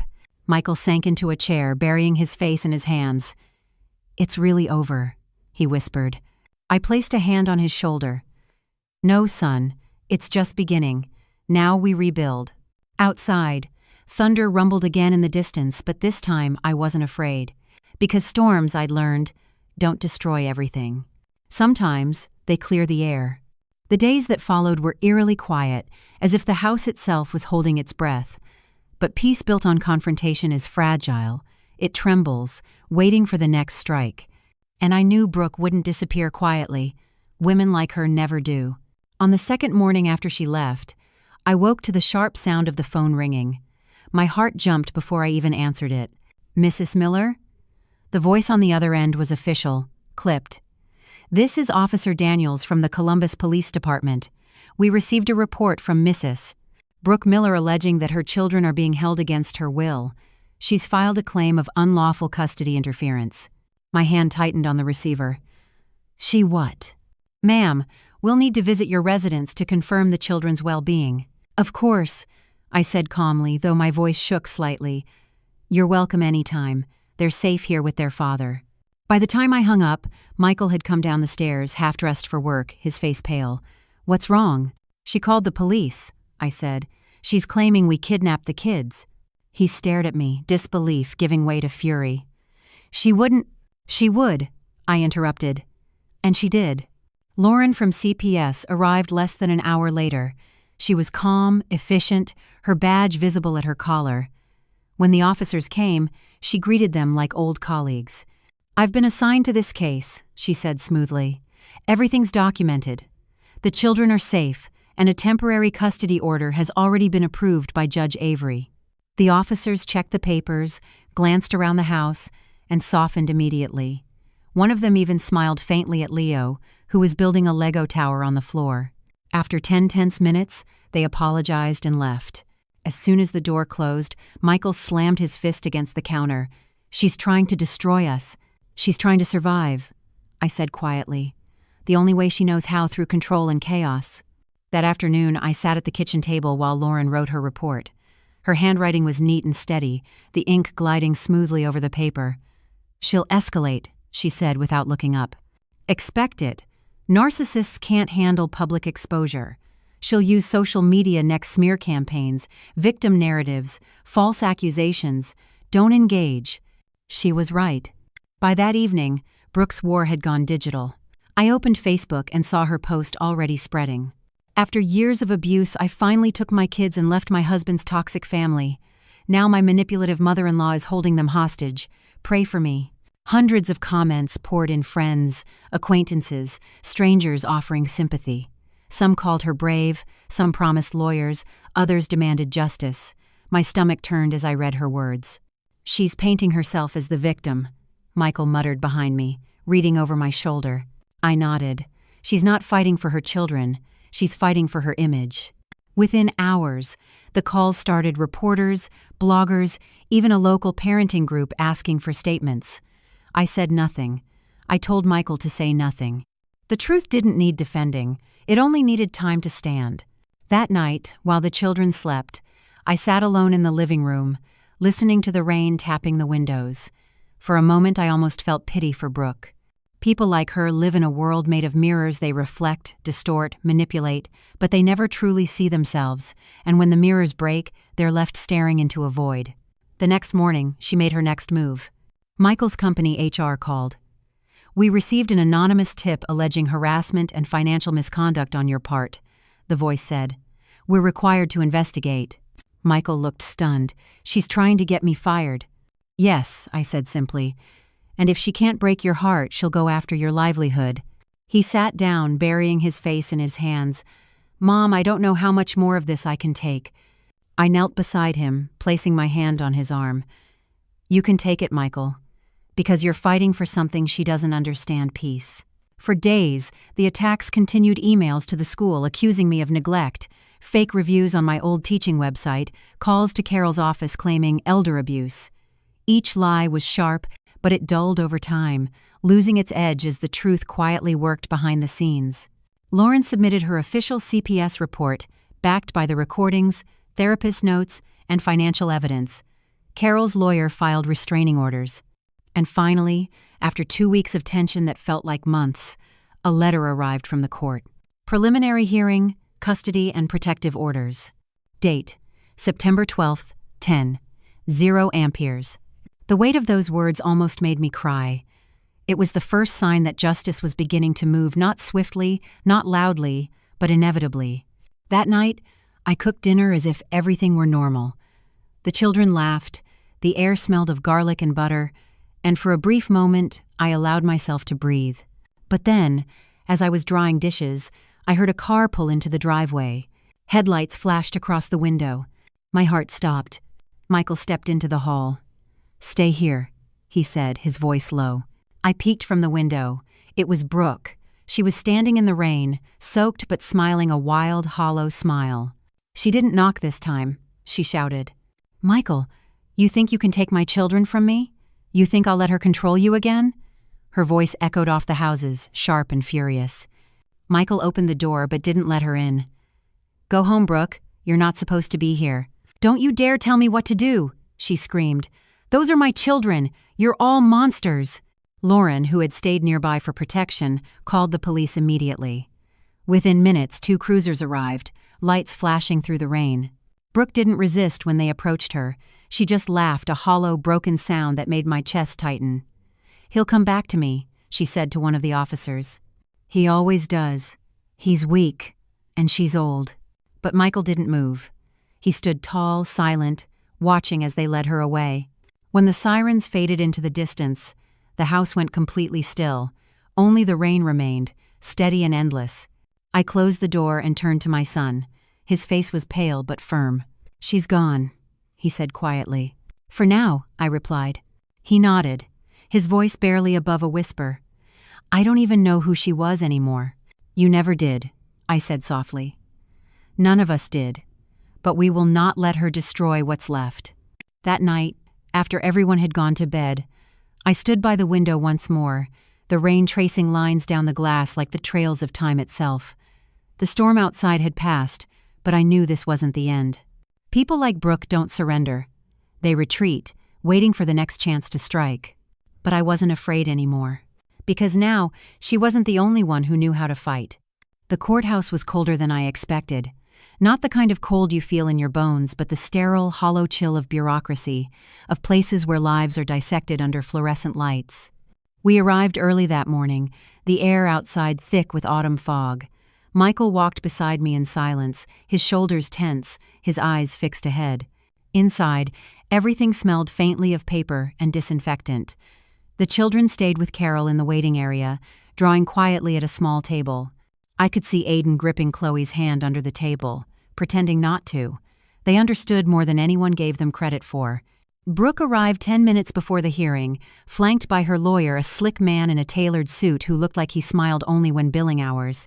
She wore black, dramatic and severe, her hair pulled back so tightly it made her look almost skeletal. When our eyes met across the hallway, she smirked. It wasn't the smirk of confidence, it was defiance, the last defense of a cornered animal. "Don't look at her," I whispered to Michael. "She feeds on reaction. Starve her." He nodded. The bailiff called our case, Miller versus Miller. The words echoed through the corridor like a verdict before the verdict. We took our places inside the courtroom. Brooke sat opposite us, her posture perfect, her expression measured. I noticed she wore no wedding ring. Maybe she'd pawned it for one more lie. The judge entered, a woman in her 50s with sharp eyes and a calm voice. "This hearing is to review temporary custody, alleged financial misconduct, and matters of endangerment," she said. "Both parties will be heard." Brooke's lawyer stood first. "Your Honor," he began smoothly, "my client is the victim of a calculated campaign by her mother-in-law, a woman with a long history of controlling behavior. Mrs. Brooke Miller is a loving mother whose only crime was trusting the wrong people." Brooke nodded dramatically, dabbing at invisible tears. I felt Michael stiffen beside me, but I placed my hand gently on his arm. "Wait," I mouthed. Then it was our turn. Mr. Martinez rose slowly, deliberate as ever. "Your Honor, what my client's wife calls control, we call protection. For years, Mrs. Brooke Miller has engaged in financial fraud, emotional manipulation, and infidelity. We have evidence, documents, messages, and recordings to prove it." He placed a thick binder on the judge's bench. The sound it made solid. Final filled the room. Brooke's lawyer tried to object, but the judge silenced him with a look. "Proceed," she said. Mr. Martinez began with the financial statements. He walked the judge through the credit cards, the fake business accounts, the loan attempts using my address as collateral. Each page turned like a nail being driven into a coffin. Then came the messages. The judge read them silently, her brows knitting as she reached the one where Brooke wrote to Dominic. "Once I get the house, I'll file for custody. Michael will be too shocked to fight." When she looked up, her expression was unreadable, but her voice had hardened. "Mrs. Miller, is this your correspondence?" Brooke's lawyer shifted uncomfortably. "Your Honor, those messages could have been altered." "Answer the question," the judge said, cutting him off. Brooke hesitated, her mouth opening and closing like a fish gasping for air. I don't recall sending those exact words." Michael's voice broke through, quiet but steady. "You don't recall? Or you just can't lie convincingly anymore?" Her eyes flashed with hatred, but she said nothing. Mr. Martinez wasn't finished. "Your Honor, we also have audio recordings. They were captured during the children's stay with their grandmother." He pressed play. The courtroom filled with Brooke's own voice. "The brats get in my way. I'll get rid of them. Michael won't even notice." Then came the children's voices, their small, trembling words describing how their mother told them to lie, how she called their father useless, how she said Grandma was a bitter old woman who ruined everything. Even the stenographer stopped typing. The room went utterly still. When the recording ended, the judge folded her hands, her face unreadable. "Mrs. Miller," she said quietly, "do you wish to respond to that?" Brooke leaned forward, trembling not from fear but rage. "This is all her doing," she shouted, pointing straight at me. "That woman, she's been manipulating everyone for years. She's jealous, obsessed with control. You think she's some sweet old lady? She's a monster." The judge's gavel hit the desk once, sharp as a gunshot. "That's enough." Brooke's voice cracked. "She took my children from me. She turned them against me." "Your own words turned them against you," I said softly. She glared at me, shaking. "You think you've won, don't you? You think they'll love you more than me?" "No," I said, my voice barely above a whisper. "I just want them to grow up without fear." The judge tapped her pen thoughtfully, then looked at Michael.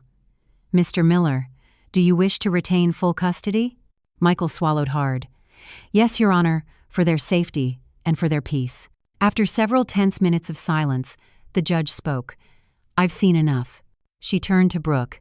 "Mrs. Miller, based on the evidence presented, financial misrepresentation, emotional harm, and corroborated testimony, I am granting temporary sole custody to Mr. Miller, with supervised visitation for you pending psychological evaluation. Furthermore, an injunction will prevent you from contacting your mother-in-law outside approved mediation." Brooke's face went white. Her lips parted, but no sound came out. The judge's gavel came down. "This hearing is adjourned." For a moment, no one moved. Then quietly, Brooke stood. Her movements were mechanical, her smile gone, replaced by something hollow. She looked at Michael, her voice trembling, almost pleading. "You'll regret this," she whispered. "You'll see what she really is." Michael met her eyes for the first time without flinching. "I already have." She turned then, walking out with her lawyer, her heels striking the floor in sharp, desperate beats that echoed long after the door closed. The silence that followed was different from any silence before. It wasn't heavy, it was cleansing. Michael exhaled shakily, his voice breaking. "It's over." I looked at him, at the sun I'd raised, at the man who'd finally found his strength again. "No," I said softly. "It's just the beginning. Now you can start living." When we stepped outside, the fog had lifted. The sky was pale and clear. The children ran up to us from the waiting area, Chloe clutching her drawing, Aiden holding Leo's hand. Michael knelt, pulling them into his arms. "We're going home," he said, his voice steady. "And this time, no one's taking that from us." I stood a few feet behind them, watching, the autumn sunlight warm on my face. For years I'd been called useless, a burden, a relic of the past. But as I watched my family walk toward the car whole again, fragile but free, I realized something simple and profound. I hadn't just saved them. I had saved myself. The days after the hearing felt like the long, deep breath that comes after holding one's lungs too tight for too long. The house was quieter, not with fear this time, but with peace. For the first time in years, the walls seemed to exhale, releasing the tension that had built inside them. The morning after court, I woke early and stood by the window, watching sunlight creep slowly across the yard. The grass sparkled with dew, and the air smelled faintly of pine and something new hope, maybe. It had been so long since I'd recognized that scent. Michael was already awake, sitting at the kitchen table with a cup of coffee. He looked exhausted, but lighter somehow, as if a weight had been peeled off layer by layer. He glanced up when I entered. "Morning, Mom," he said softly. "Morning," I replied. "Did you sleep?" He shrugged. "Not much, but I feel different. Like I finally stopped drowning." I poured myself a cup of tea and sat opposite him. For a moment, neither of us spoke. We didn't need to. The silence wasn't awkward anymore, it was alive, filled with understanding. "How are the kids?" I asked. He smiled faintly. "Better." Aiden slept through the night for the first time in months. Chloe keeps baking, says it helps her think. And Leo, he asked if he could plant a tree in the backyard. Said he wants something that'll grow with us. I felt my throat tighten. He's a wise boy. Michael nodded, his voice soft. "He gets that from you." We sat there for a while, letting the morning settle around us. Outside, the children's laughter floated through the open window. It was still a fragile sound, like glass wind chimes in a light breeze, but it was laughter nonetheless. Later that day, Carol stopped by. She brought her usual energy, loud, unapologetic, a whirlwind of red lipstick and kindness. "Well," she said, dropping a bag of groceries on the counter, "I brought celebration food. Pasta, chocolate cake, and the good wine. Don't look at me like that, Helen. You deserve it." I smiled. "You've done enough already, Carol." "Please," she waved her hand. Watching justice win for once was the best entertainment I've had in years. But her smile faded slightly as she looked at me closer. "You know she won't let it go, right?" "I know," I said quietly. And I did. Because monsters like Brooke don't vanish, they adapt. They linger in the shadows, licking their wounds, waiting for the next opportunity to twist the truth. Sure enough, within a week, she resurfaced. It started small posts online claiming the court was biased, that Michael's lawyer fabricated evidence that I had brainwashed the children. She painted herself as a misunderstood mother, a victim of an evil matriarch. The posts spread, shared by strangers who loved a good scandal. Some even sent messages to my old-school email, calling me cruel names, accusing me of ruining a good woman's life. At first, I ignored it. But one night, after putting the children to bed, I sat alone in the dark and read them all. Every hateful word, every false accusation. Then I deleted them. All of them. Because I finally understood that truth doesn't need to defend itself against noise. The next morning, Lauren called. "Don't worry about the online nonsense," she said. "Brooke's under investigation for fraud. She'll be too busy soon to play martyr." "Fraud?"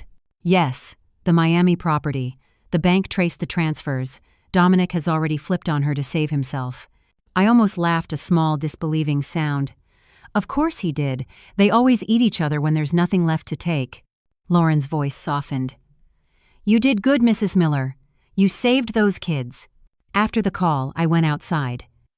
Leo was in the garden, digging a small hole with his toy shovel. "What are you up to, sweetheart?" I asked. He looked up, his face bright with concentration. "Planting my tree. See? Dad said I could. He's going to help me water it." I knelt beside him, brushing dirt from his cheek. "What kind of tree is it?"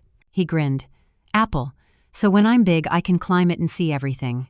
I smiled, feeling the sun warm my shoulders. "That's a perfect reason." For the first time in years, I felt grounded again, rooted. The lies, the pain, the years of manipulation, they were still part of me, yes, but they no longer defined me. That night, Michael and I sat on the porch watching the children chase fireflies. The air was cool, alive with the chirping of crickets. He turned to me after a while. "You know," he said, "I used to think love meant forgiveness, just letting people do whatever they wanted because you cared about them. But you showed me that love can mean protection too, boundaries, saying enough." I reached over, squeezing his hand.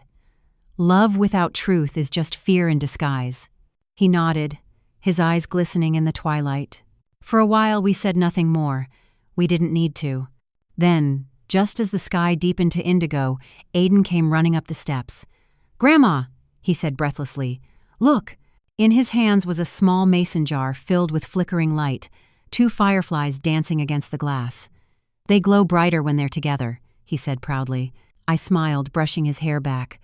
"That's because they're safe." He hesitated. "Are we safe now?" I looked at him, the worry still lingering in his young eyes, the shadow Brooke had left behind, and I answered with all the certainty I could muster. "Yes, sweetheart," I said softly. "We're safe now."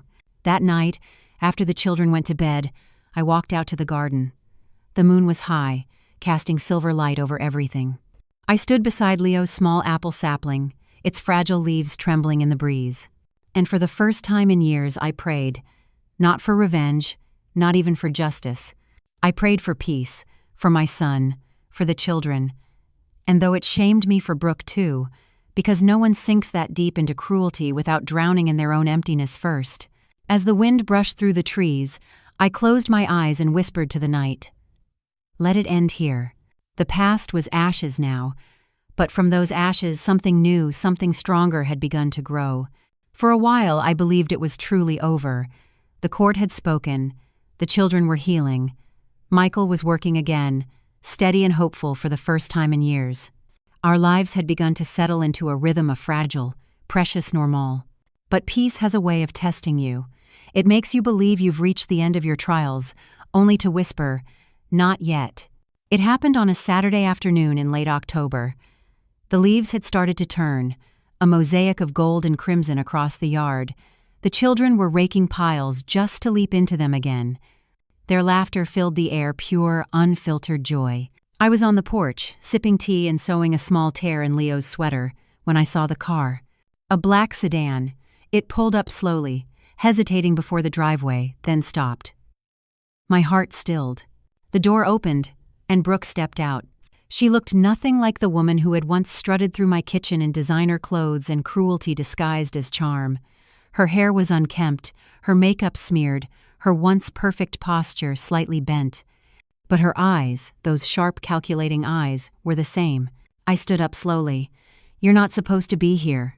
"I know," she said softly, her voice barely carrying over the wind. "But I needed to see them." I didn't move. "There's a court order." She laughed faintly, hollow. "You think I care about paper? About rules? Those have never protected anyone." Michael was still at work. Carol and Lauren were in another city. For the first time since the storm began, it was just me and her. The children hadn't seen her yet. They were still laughing in the yard, hidden behind piles of leaves. I stepped down from the porch, closing the distance between us. "What do you want, Brooke?" She tilted her head, studying me with that same unsettling calm. "To talk. To understand how you did it." "Did what?" "Turn everyone against me." "I didn't turn anyone," I said. "The truth did." Her smile tightened. "Truth," she echoed.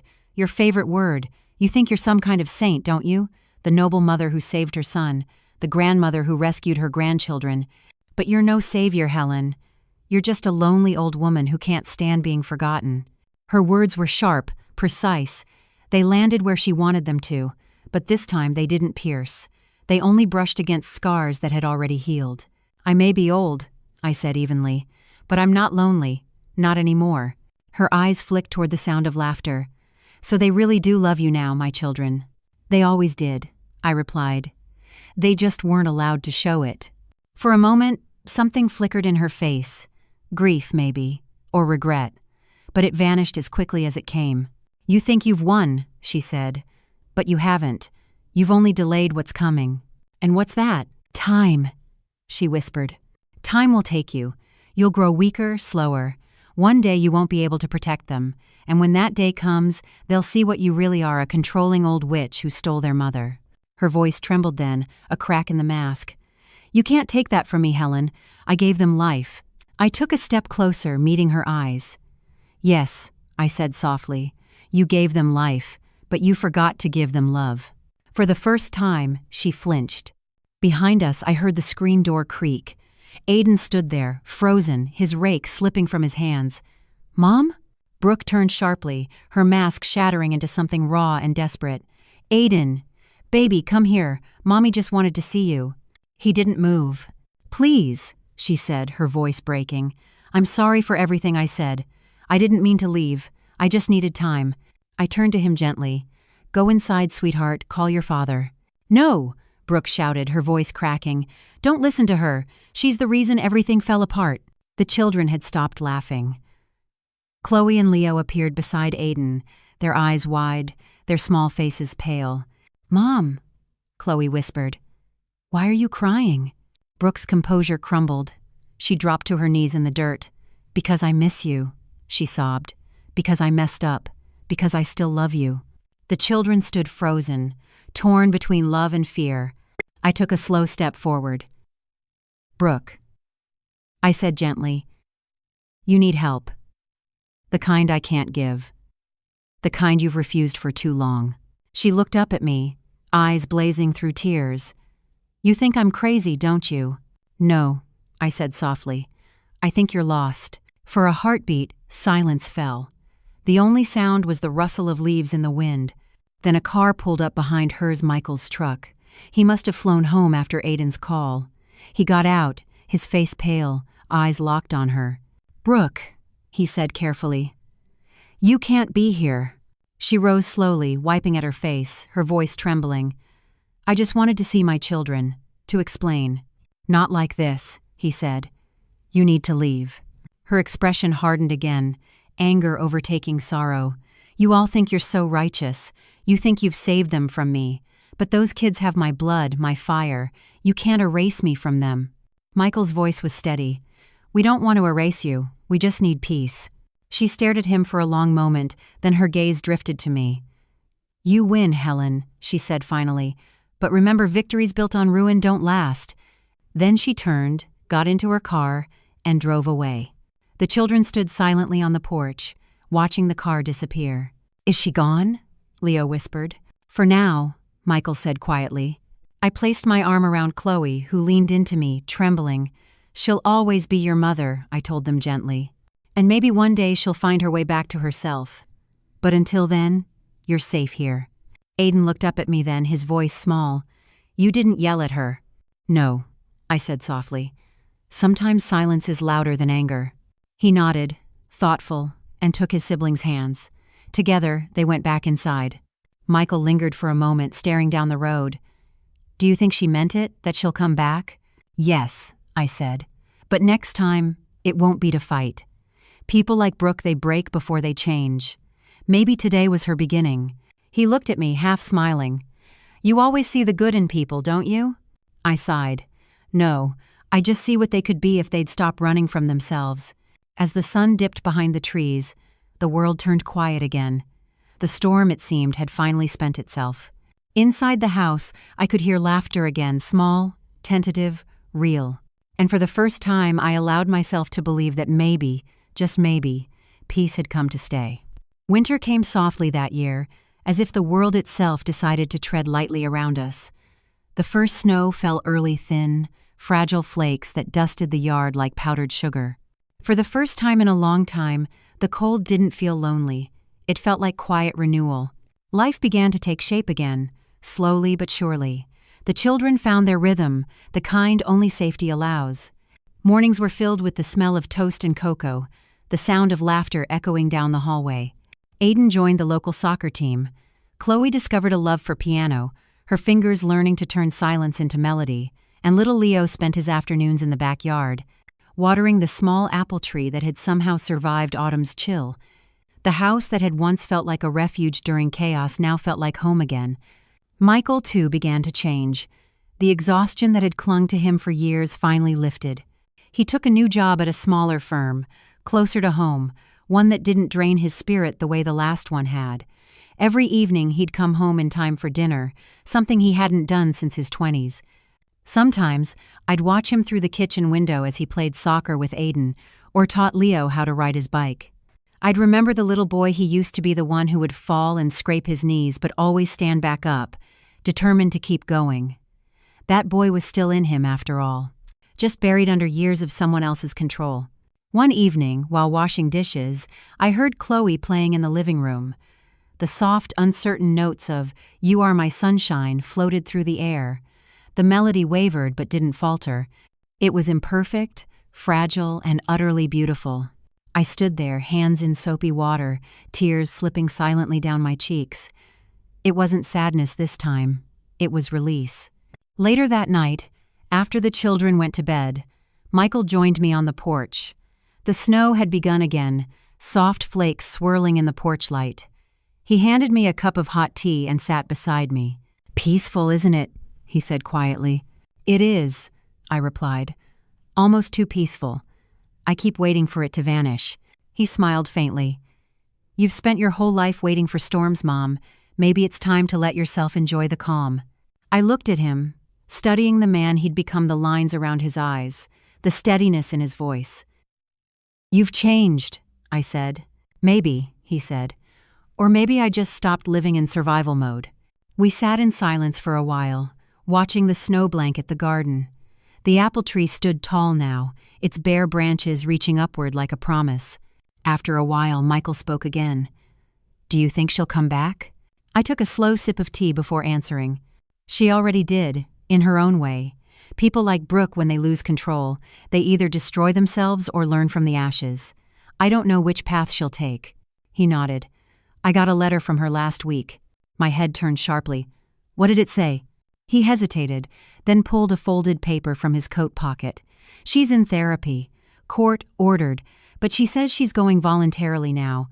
She wanted me to tell the kids she's sorry. Do you believe her? He looked down, snowflakes melting in his hair. I don't know. But for the first time, I think she might mean it. I nodded slowly. Then that's something. He smiled faintly. You'd forgive her, wouldn't you? I thought about that for a moment. The years of cruelty, the humiliation, the sleepless nights and tears I'd swallowed in silence. Then I looked through the window at the living room, the toys scattered across the floor, the faint glow of the lamp, the sound of the children breathing peacefully upstairs. Yes, I said quietly. But not for her. For us. Forgiveness, I'd learned, isn't about erasing what someone did. It's about freeing yourself from their shadow. The following week, Lauren stopped by for her final home visit.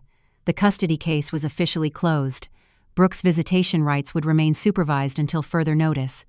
They're doing beautifully, she said, flipping through her notes. You've given them something they didn't have before: stability. I smiled. All I did was make pancakes. She laughed. You'd be surprised what love and breakfast can fix. When she left, I stood in the doorway, the cold air brushing my cheeks.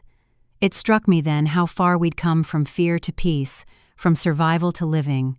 That night, Aiden came into my room. He stood there awkwardly, shifting from foot to foot. What is it, sweetheart? I asked. He hesitated. We were supposed to write about heroes for school. I picked you. My heart stopped. Me? He nodded. You saved us, Grandma. You didn't yell or fight or run away. You just stayed. I swallowed hard, trying not to cry. Thank you, Aiden. He smiled shyly. I just wanted you to know. When he left, I sat on the edge of my bed, his words echoing in the quiet room. You just stayed. In a world that glorifies noise and power, I had found strength in staying, in patience, in love, in truth. Weeks turned into months. The snow melted. Spring returned. The apple tree began to bloom, small pink blossoms trembling in the wind.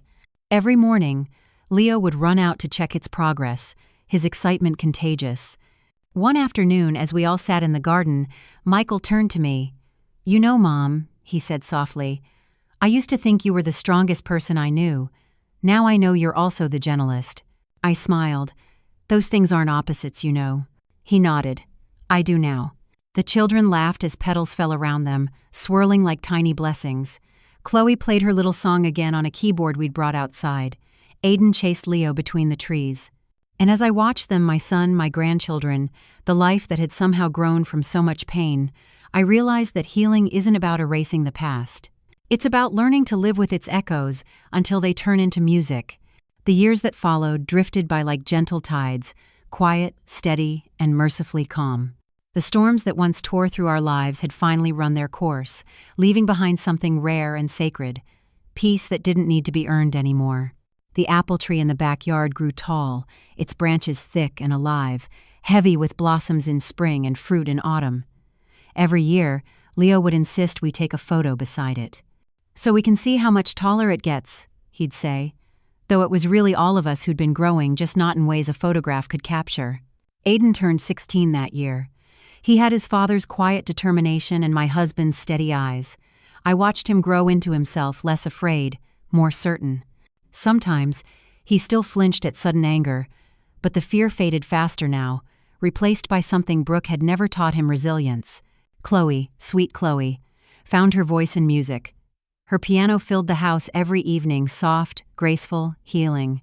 She played the same melody she'd once stumbled through, "You Are My Sunshine," only now it was smooth and sure, like a heart learning how to beat again. And little Leo, no longer so little, spent his days in the garden, sketching the apple tree in all its seasons. I want to be an artist, he told me one morning, holding up a drawing of the tree's roots twisting deep into the earth, because roots keep everything together. I smiled at him. You're right, my boy. They do. Sometimes, when I sat alone on the porch with my tea, I'd still think of Brooke. She had faded from our lives, but not from memory. She completed her therapy, according to Lauren. She'd moved to another state quietly, without drama this time. She sent birthday cards to the children, polite, measured. They never said much about her cards, but I saw the way they studied her handwriting, trying to connect the woman in ink with the mother in memory. And I prayed, in my own quiet way, that somewhere within her, redemption was blooming like a stubborn seed in winter soil. One spring afternoon, Michael found an old photo album in the attic. It was dusty and frayed at the edges, pages yellowed from time. We sat together at the table, turning the pages slowly, careful not to tear them. There was Richard, my late husband, his smile captured in the light of a forgotten summer. There was young Michael in his Little League uniform, grinning with a missing front tooth.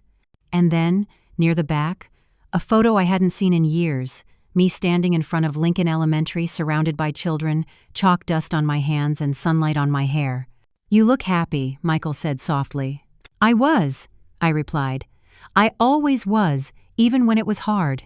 Teaching saved me long before I ever needed saving." He smiled. "You never stopped being a teacher, Mom. You just changed your classroom." I laughed quietly. "And my students." He reached across the table and took my hand. "Thank you," he said simply, "for everything." There were so many things I could have said in response: how love doesn't end at motherhood, how forgiveness is a lesson learned one breath at a time, but all I did was squeeze his hand. Because some truths don't need words, they just need time. That evening, as the sun dipped low, the family gathered in the backyard. The air smelled of apples and grass, and the first fireflies began to appear. Aiden lit the grill, Chloe played her music through the open window, and Leo danced barefoot under the tree. I sat on the porch, wrapped in a shawl, watching them. The laughter, the clinking of glasses, the faint hum of summer, it all felt like a symphony I'd been waiting my whole life to hear. Michael came up behind me, resting his hand on my shoulder. "You okay?" I nodded. "More than okay. I think I've finally learned what peace sounds like." He smiled. "You taught us all what it sounds like." We stood there for a while, watching the sky turn from gold to violet. The apple tree swayed gently, its branches heavy with fruit. A single blossom drifted down, landing in my lap. I held it between my fingers, tracing its soft edges. Life, I thought, was a lot like that tree. It starts fragile, battered by storms, scarred by winters, but it endures. It bends without breaking, and in the right light, even the scars look like veins of strength. As the night deepened, Chloe began to play her song again, slow, sweet, deliberate. I closed my eyes and let the notes carry me somewhere between memory and peace. I thought of Richard, of the years that had tested me, of Brooke's bitterness and Michael's quiet strength, of the children's laughter and the house that had witnessed it all. I thought of the little girl I once was, dreaming of a life filled with purpose. And I realized that, somehow, through all the heartbreak and years, I'd found it. Not in grand gestures or perfect endings, but in staying, in teaching, in loving. When the last note faded, I whispered a prayer, not for protection this time, but for gratitude, for the pain that taught me empathy, for the betrayal that taught me truth, for the silence that taught me strength, and above all, for the chance to live long enough to see love rebuild itself right in front of me. The fireflies flickered brighter as if agreeing, and the children's laughter rose once more, a chorus of light and forgiveness under the open sky. I looked up at the stars and smiled. The story wasn't perfect. It never would be. But it was ours. And that was enough.